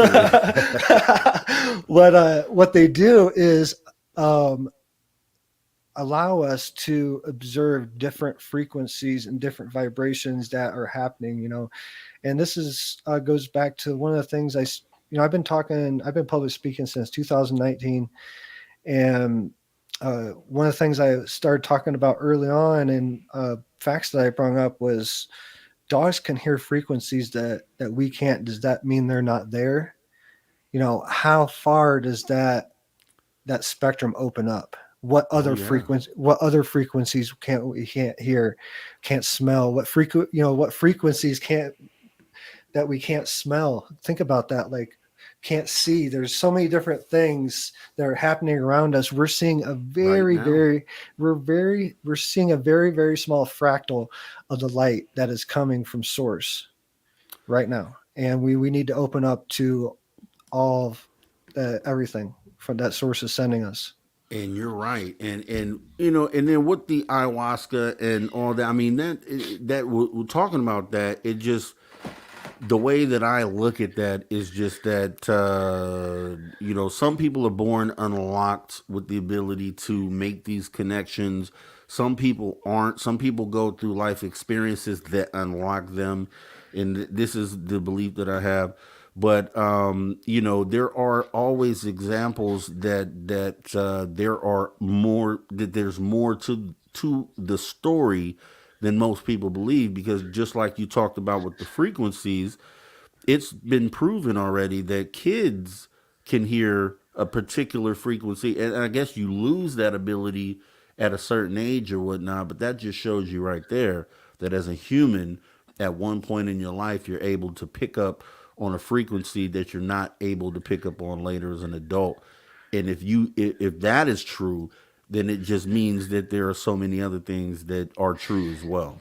Oh my God, man. There's so much out there. I was just listening to a Rogan podcast just a few days ago, and something that blew my mind. I had never even heard about this. You can look it up.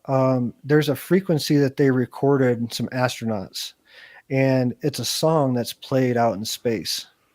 And from what I understand, it's such a common occurrence out in space. They train astronauts before they even go to space to know that there's a song when you go out there that you're going to hear, so you don't freak out, because it's freaked so many people out. And it was just blowing my mind. Like, it makes sense, like I was talking about earlier, the chakra system. Everything has a chakra system. Hmm. Think about our solar system as a chakra system, and what is the heart chakra of the universe, of our solar system, planet Earth. And I would make a bold statement as to say that the Earth, our planet, is the beginning and ending. It is where it has everything has start. It's where everything has ever been manifested from. I think it's from our planet, and I think it's through us. I think everything, the whole creation, has always been from Earth through, but bipedal humanoids that are trying to figure out consciousness. Wow. Because as we talk and expand about ET races, what do you think happens? ET races expands and evolves because we're giving energy. I think where we look at ourselves as peasants, but we're actually gods on two legs, and we need to come to a Yeah. balance in between those two truths. I like that. I like that. I just imagine this world, and I've brought this up as well with other people because after and you're doing your job to enlighten people and to open up minds, and then I do what I can to do that as well, and we know that there's going to come a point in time where it's a normal thing and everyone's unlocked and we have our first generation of children that are born unlocked. And I think me and Debs even talked about this. We were talking about you actually, and she was just talking about how your kids are so amazing, and how and I'd said as well, on top of that, they're learning under someone, under you and your wife, and you guys are already unlocked. So the things they're born knowing what you teach them, and then they're already on this frequency as well. So it's like the new generation is going to be crazy, but then there's and I say crazy in a good way as far as like unlocked, but there's going to be a point in time where every child born, like going forward from a certain point, is going to be automatically unlocked. And the world, I want to hopefully still be here to see what that world looks like, because it's going to be wild. You know what I mean? When everyone understands what they have and what they can do, and then they're utilizing these things, that's going to be a wild place to be. Yeah, I totally agree. I think we're going to see some of it in our lifetime, but I think the next generation is going to see a lot in their lifetime, and I think probably the generation after that is really going to be The one, the stewards. Yeah. And all that being said, we'll probably be back if we choose to be here. So that's because right. it never ends. When people think about going to this or that and their journey being over, it never really ends. It's a cycle that you keep going on and going on and going on. If you can remember it, if you can remember any of it, try to tap into that. But all the stuff I've talked about tonight, do your own research. Don't take my word for it. Right. Just take what I've said as a spark to do your own research There you go. and see it for yourselves. There you go. I mean, and at the end of the day, I think you'll end up, and that's just a great thing to say, because yeah, you're right about that, and it needs to resonate within you. And sometimes words just don't do it. You need to experience and go through some things to actually be like, oh man, Drew was right about X, Y, and Z. And it's not about really Drew being right. It's about the method in which the enlightenment that you went through to receive that information it'll be more clear on how that happened to a person down the line. So yeah, I mean, Drew, that's why, I mean, look, having a person to be able, that's on that wavelength, that resonates and understands that it's why I do this. You know what I mean? And it's a cool thing to be able to do that, because I know that, especially live, okay, but with this being something that people can go back and watch, then we're really like doing the real work that we're supposed to do by being able to leave this as something for someone to go back and watch 2, 3, 4 times and kind of understand where it is that we're coming from on this. So keep doing that work. But I did want to say this, because like you said, we continue after this. And I just wanted to say this because I needed the audience to know this. I don't know, Drew. So there's been recently some activity going on, paranormal. I'll call it paranormal. Could be, who knows. But I always talked about this spirit person. And I actually have shown the spirit person. So in case someone's watching this for the first time, I just want to bring this slide up to kind of let everybody put this together. But then I'll say what happened here. Where is that at? Oh Lord. Okay. I'm gonna have to find it. Let's see, shadow. I seen someone just mention tinnitus too. Look at the number of people that report tinnitus. It's insane. I don't believe in tinnitus either. I have tinnitus as well, but I don't think it is. Oh, tinnitus. I get tinnitus. Okay. It is not tinnitus. I get tinnitus in a tiny I'm with it. burst. I'm with it, Van Gold. I'm with it, bro. Like, I get it. Okay, it's processing. Hopefully it comes up because this is just going to make this all more. So I'll at least start where I started. So there's at this house that I'm in now. Okay, here it is. Good. Let me bring this up. Okay, here it is. So in this house that I live in now, and I've told this story, everybody knows, but for someone new, there was a time like a year or so ago, about a year and a half, almost 2 years ago, sitting in this very studio after a show, 12 o'clock, 1 o'clock in the morning. I'd be watching TV or just doing some work, and I would hear these footsteps, clear footsteps, walking literally right across the roof as if someone was on the roof or if someone was in the crawl space. So I didn't think, initially I was just kind of shocked, and it's just puzzling me like, it doesn't make sense that someone would be up there. So this happened on multiple different days. And then now I'm walking out of the studio because now I'm not connecting this to anything supernatural, paranormal at first. And I'm just going out because I'm like, I need to find out what this is. And then I go out and I find out, okay, it's probably something paranormal. So with that being said, we sit down at the dinner table one night. I asked my lady, I asked everybody at the table, I said, hey, you know what? I've been hearing these footsteps on the roof lately, and it's just been really weird. So no one else had heard anything except for my daughter. And she says she'd been hearing the same thing too. So I'm like, whoa. Okay, not too long after that, we get this picture that we're looking at here, which is a shadow person. A full figure shadow person is right in the living room. And this picture was like right after midnight. Now, I've told this story before, and since this happened in November of 2022, so a little over a year. Nothing has happened since then at all. So I'm thinking, okay, this is done. This is over. Whatever it was is gone. Now, 2 days ago, in the middle of the day, I'm sitting here again in the studio preparing for this show today or doing something. And I'm FaceTiming my lady. She's on the other opposite end of the house, but she's actually where this shadow person is.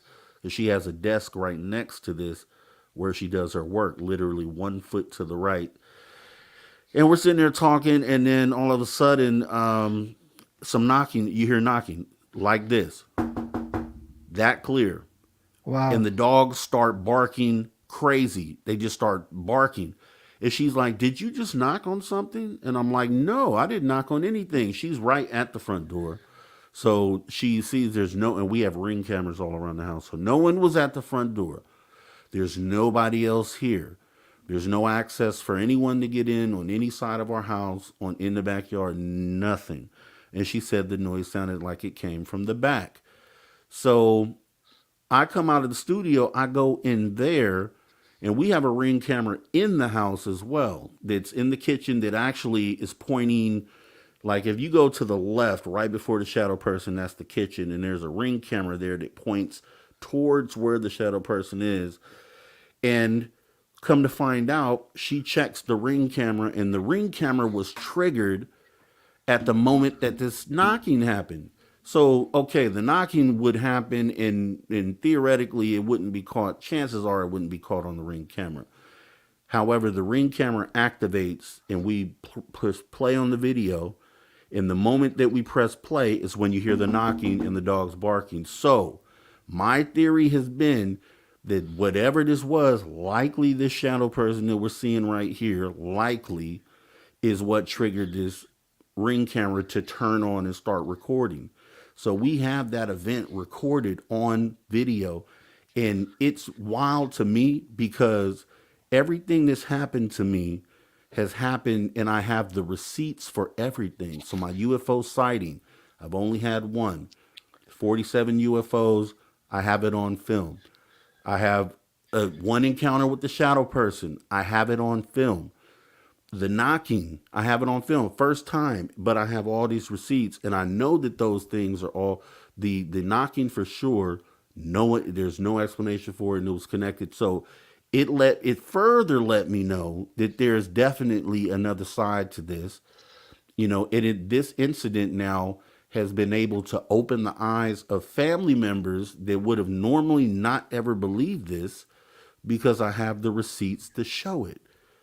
And there is, so anyone out there who was on the fence about there being some other side to this, or what happens after we go potentially, or any of that, I'm here to almost tell you for a fact. I'm not going to do 100%, 99.9, but I got the receipts. There's something else after this. There's another side to this, and I don't know what that is. We'll find out when we all go, but there is definitely another side to this. So I just want to say that because I had to remember to tell everybody what happened there. Dude, that's an amazing picture. Dude, that's what I'm saying. Not only that shit gives me the creeps, dude. It made the hair stand up on the back of my neck. No, I would really love to know I would love for you to try to recall, if you were preparing for this show and you heard the knock. I'd really like to know if that was the case. It happens like that a lot around me, man. And I'm not saying I'm not saying I'm special. It's just there's I've had similar things happen.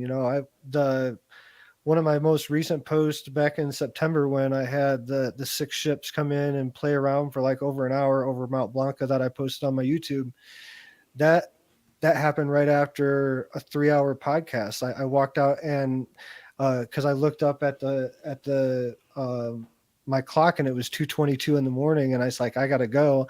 There's a ship outside waiting for me. That's why I told the person that I was having an interview with, and I got up and sure enough, I had over an hour encounter with it was amazing. And you can check it out on my YouTube. And I've talked to other people like that too, that say that they've just trained themselves to where when they get that feeling, they already know what to do, to go outside and look up, because it's something that's telling them to do it. It's, whatever that is. And I don't know, if I almost feel like whatever this is, it's something that it's trying to, it's giving me all the proof that I need. Some people only have stories to tell, but it's giving me all the proof that I need to lay on the table and show that something exists, which to me is deep and is heavy. Why me? Why me? But I've talked and I interview a lot of people, and I've talked to people that may not have the receipt, but they have a really wild shadow person story, or they have a really wild I heard something knocking story or something along those lines. And I have receipts, which it just keeps blowing me away that it's happening this way. You know what I mean? And it's it's being laid out for me to be able to show the world that this is a real thing. And it's just deep, and it kind of messes with me sometimes. And like you said, chills. I sit here knowing what I know now and what I have. Out after this show, I'll be sitting here in the studio, and I just sit and I wonder. I'm like, that's real. So what else is real? And it just, my mind is like, dude. Yeah. It's ultimately, what we're experiencing is, we're the projector, but we're also the audience, you know, Yeah. and we're both of those things at the same time. And that's a hard, that goes down a whole deeper path, a deeper understanding of all this, man. And like the understanding that you are manifesting, like what you're seeing, you're manifesting it. Is it supernatural? Of course it is. Like, but you're manifesting a supernatural experience to expand further and further and further. And you will always find a way to surprise yourself. Like I'm constantly being surprised at how of things happen, you know. And yeah, and how powerful the mind is, and how powerful manifestation is. You know, manifestation is, the formula for manifestation is simple. It's being in gratitude and being in the moment and being, because all your manifestation energy, like you can hold it in the here and now and in the present moment, or you can allocate some to the planning the future or thinking about the past. But if you think about the present moment, you know, all the sages will tell you, think about it, be in the present moment. And they're talking about channeling your manifestation energy in the here and now, because that's the most potent way to use your manifestation energy. Oh man, it's draining. It's energy draining too at the same time, because I feel like I'm being used like it's a conduit. You know what I mean? Because I tell people all the time that I've been led, that I didn't choose at some point to get into doing shows and hosting. Like I was led into this, right? And I because there was one point in my life where I said, you know, I'm gonna stop trying to. I bought this camera 5, 6, 7 years ago, and I said, you know what, I want to do a channel with this. I don't know what I want to do. And then I said also that I want to do something good for humanity, and I want to leave a mark. And I didn't know what it was. I thought about teaching kids for a minute, like doing like kindergarten and teaching the young minds and kind of trying to help develop those. But then I was like, nah. And then I decided to say, okay, I'm just gonna sit back and whatever happens, happens. I'm just gonna let God take the wheel, as a lot of people say. And since then, I have been led. I could tell you some crazy stuff, Drew, but to sum it all up, doors and doors and doors and doors and doors have just, and I just sit back and let it lead me, and it's led me to where I'm at today. And then I get to where I'm at today, and then I'm being just given all these things and I'm talking to the crowd that I should be showing these things to. And it's like, Drew, it's heavy, dude. It's heavy, man. Lean into it, dude. Now's your choice. Either lean into it or get out.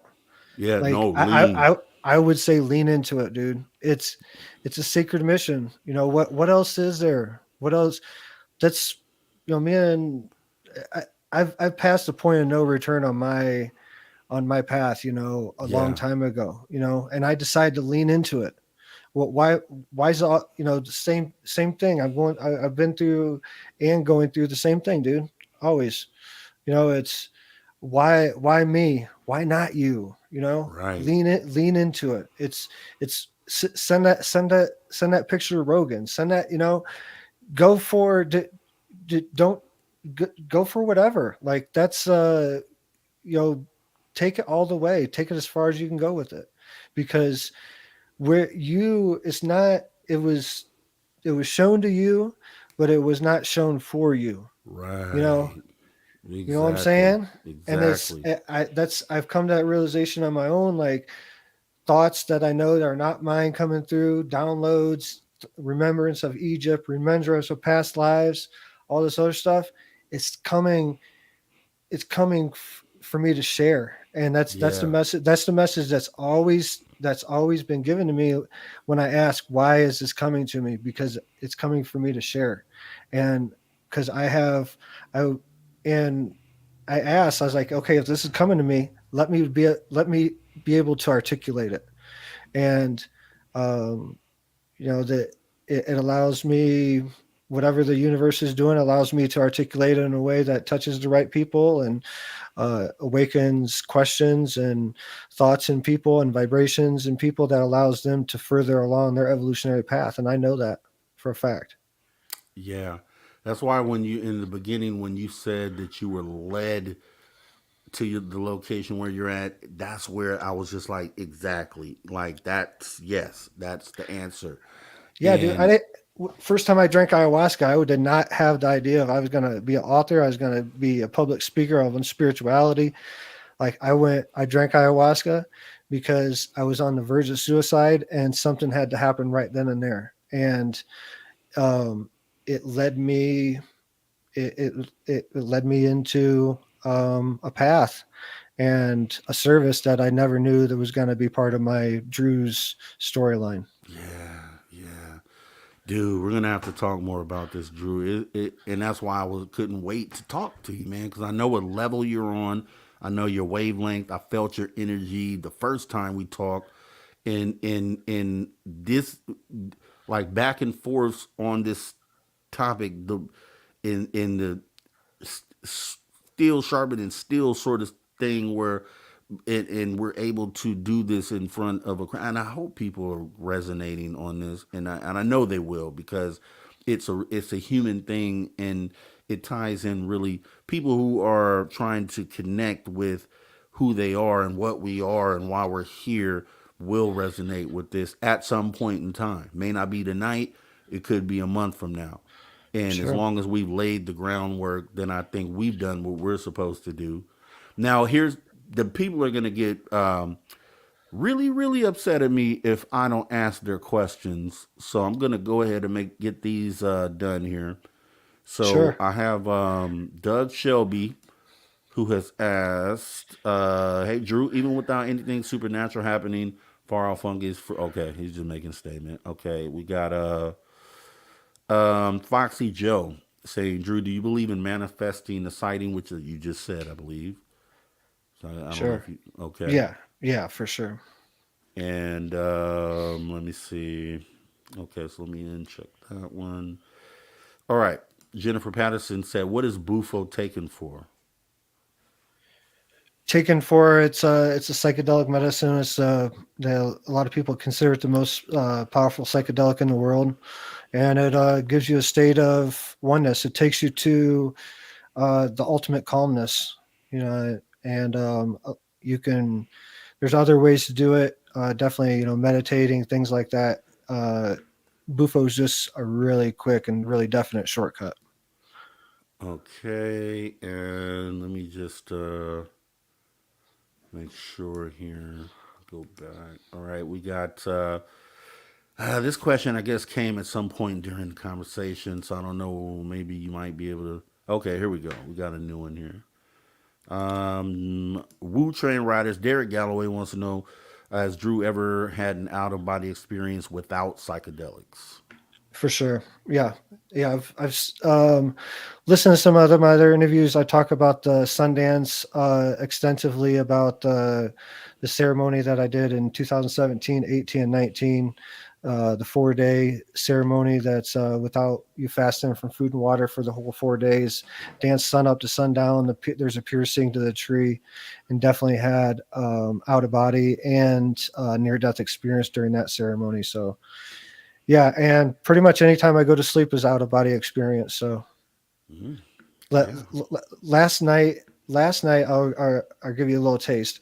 Last night I went outside to feed my T-Rex, and it was a dinosaur, and I just like I had the horses and everything. I had this huge ass T-Rex, and he started getting pissed off and ramming the fence, and I ran inside, and last thing I can remember before I woke up, I was super scared because I was like, there's nowhere to hide from this T-Rex. So I'm still digging through that one, but lucid dreaming, whether it be precognition dreams or dreams that carry a message, I think it's all anything. So I think we all have out of body experiences all the time. Lots of times we don't remember it. Yeah, I believe I agree for sure. I know I have. Let me see. We got. Let's see if anyone in the live chat. Okay, so we got Jeff Garvey asking, Drew, can you elaborate on one of your successful CE5 experiences? Yeah. Haven't had a group out with a. Haven't done it with a group yet, other than just like close family members or whatever. But yeah, I've had a craft come down one time in Crestone. I was playing music. My brother-in-law come out to visit, and he asked me to do a C5 with him, and had a craft come down. Couldn't see it, but could hear it like come down, and then we heard three beings walking around us, and it actually cleared my brother-in-law's eyesight. He was blind in one eye, like he only had like 10% eyesight in one eye. But for 3 days after this event, he had 20/20 vision. He was freaking out. He was reading stuff across the room and everything. But they one of those beings come up behind him, and I could hear him like shuffling in the sand. That's probably one of the most profound C5 experiences I've ever had. Wow. Okay. Let me see. Who else do we have? We have anybody else in here? Any more questions, guys? I want to make sure you get them in. Go ahead and ask. I'll give you a couple minutes here. Just put them in all caps so we can ask Drew here. Yeah, so while we're waiting, like people in the chat, let's see how many people are in the chat. Let's see. We got about 112 people in the chat. 86 likes. Those numbers are a little off, people. But just letting you know. But what is Bufo? I have, if you look up my name, I just did, there's an interview I did talking about ayahuasca and Bufo, and you can please look that up, and it delves more into it. It's on a different platform, but yeah. But I'm trying to go mainstream myself. I'm trying to get on Rogan. I'm trying to get on Sean Ryan's show. Billy Carson was just on there, and listen to that interview. There was a lot of the universe speaking. Yeah. There's a lot of universe speaking to me through that interview, saying that, showing me that my time was coming to get on that platform. So I'm trying to do the same thing. I'm trying to expand, and I'm trying to, get on bigger platform. Not saying anything about Space.Radio. Love you guys. Love the family. But I'm asking for help from the listeners. Please reach out to Sean Ryan show. Reach out to Joe Rogan show. Let them know. Get Big Rob on. Get me on. Let's. The time is now for these messages to come out and let them spread. So please help us. If you find the time, take 5 minutes. Reach out to the Sean Ryan show. And Joe Rogan, all those bigger ones, anything you can think of, let them know, like, you need to get this guy on, please. Yeah, good idea. And I'm going to do that too, man, because for sure, I'm going to get Drew on this thing, man, because, I know I've been wanting to show this data that I have to the largest crowd possible. I'm just like, dude, you got to see this. 47 UFOs in the video that are in a formation. Why? How is that not important? You're going to show this weird other video that you've got circulating on mainstream. Then we have all this other stuff. There's data that experiencers have on this lower level, and those shows like that need to take a look down here and see what's going on and kind of bring some of that stuff up to the surface. So that's exactly what will be happening if you guys go out there and do exactly what Drew is saying here. So I agree, sir. Next question is, let me take that one off. Okay, Castle Dude, where do shadow people go when you can't see them? I don't know if you have the answer, but I really don't know. Speaking of shadow people, like, my experience near Chaco Canyon in 2018 was with a shadow person, and what I thought was a shadow person at that time, and had the dream like 2 weeks later to find out that was actually another form of ET consciousness that was really past form. And so I think really that's what shadow people are. I think they're 6th, 7th, 8th density beings that are really at the edge of not having form anymore. I think that's what shadow people are. And ultimately, like through my experience with when I had experience with Bigfoot, when I met Bigfoot, had the same thing, dream, afterwards, and had the experience of going through the experience, but from the other perspective. Both those things happened with the shadow person, which turned out to be an ET, highly advanced ET. It was another particle of myself, and the same thing with Bigfoot was, um, you know, having the dreams was more profound than the actual experience. And I hope that's what happens with you, Rob, that you have these dreams and you start to see the other side of the mirror of this, you know? Drew, I'm telling you, 2024, I already have a goal for this year, which is regression, first of all, because I think there's a story to tell there.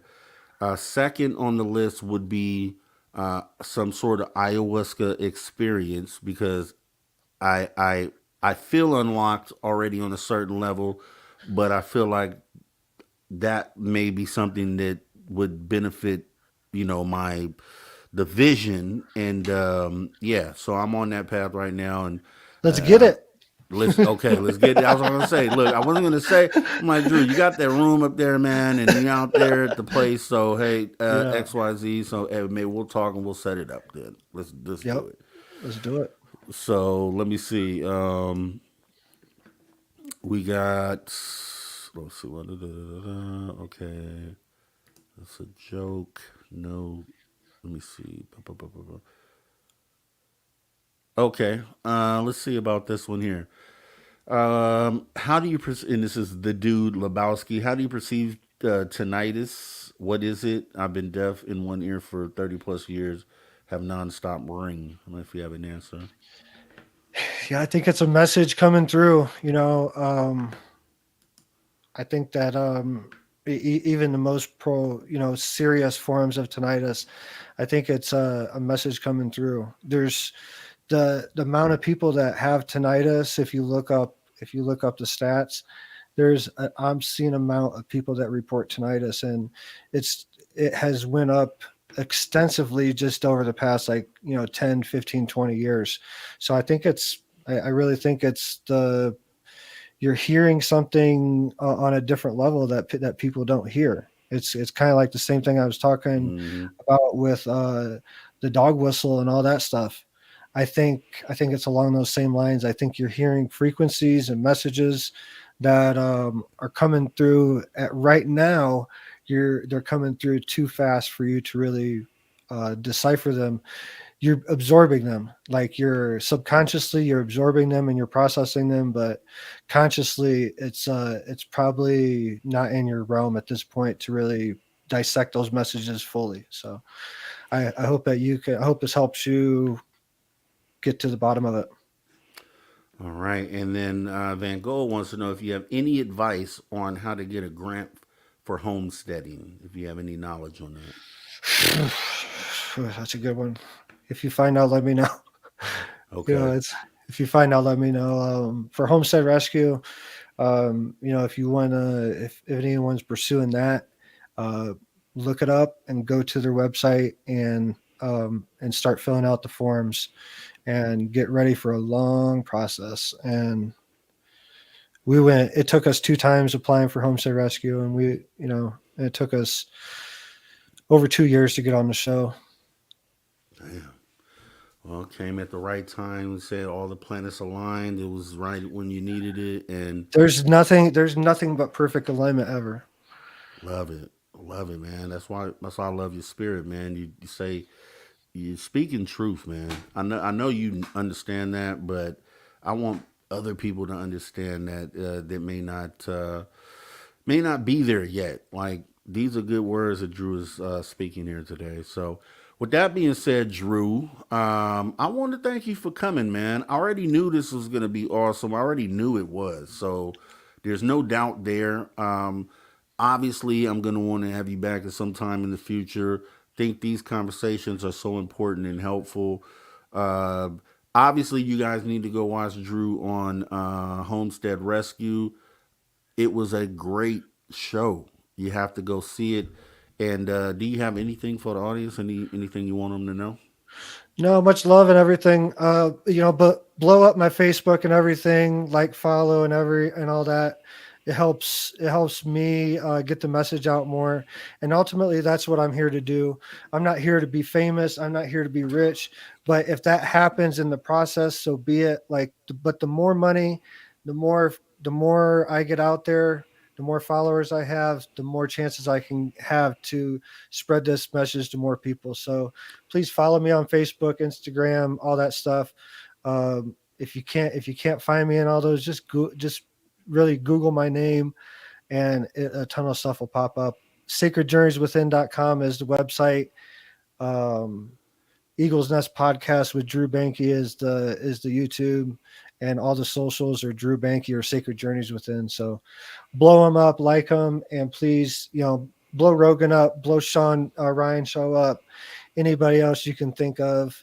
And I'm looking to spread this message mainstream, so please help me do that. And I appreciate you, Rob. Appreciate Dave.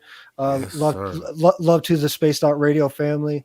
And thank you so much for having me back, and can't looking forward to the next time. All right, Drew, we will do that, man. Keep pushing that great energy out there, man. The world needs it, and we're going to see you on Rogan soon. I can feel it. So you have a great rest of your night. Tell your wife and your family that I said, hey, man. Now I feel like I know them now through the show. So tell them I'm sending love out there. And you guys, man, just keep doing what you're doing. You have a great rest of your night. Appreciate you, brother. All right, now. Take care. Yeah, man. Yes, sir. All right, guys, man. Another awesome show, man. I know I say that after every show, right? Every show is awesome. These conversations are awesome. These conversations have to be had. Where else are you going to hear a conversation like this? And it's not, these conversations have to move humanity forward. That's why I do this. That's why I participate in doing this. And anytime that happens, I feel really good about that, because I know something was just done that really mattered and really moved the needle. And tonight is no exception.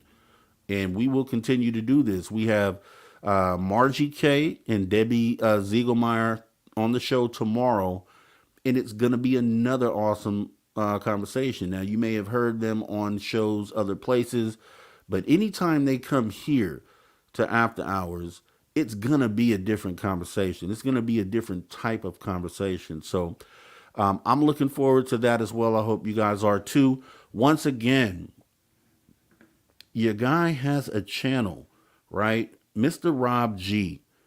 I have a channel called The Social Dig, where, I do this Saturday and Sunday here at Spaced Out Radio. And then I go over to my channel on Wednesdays. Sometimes on the weekend I do a call-in show, but on Wednesdays I'm doing a normal show over there. The last one we did was Scientology. This one coming up on Wednesday will be Scientology Part 2. We have the Why Are Aliens Here? Why Are They Here? UFOs and Aliens. A lot of great discussions. It gets really deep over there. Please consider going over there and hitting that like and subscribe. And let's help get the message out there, y'all.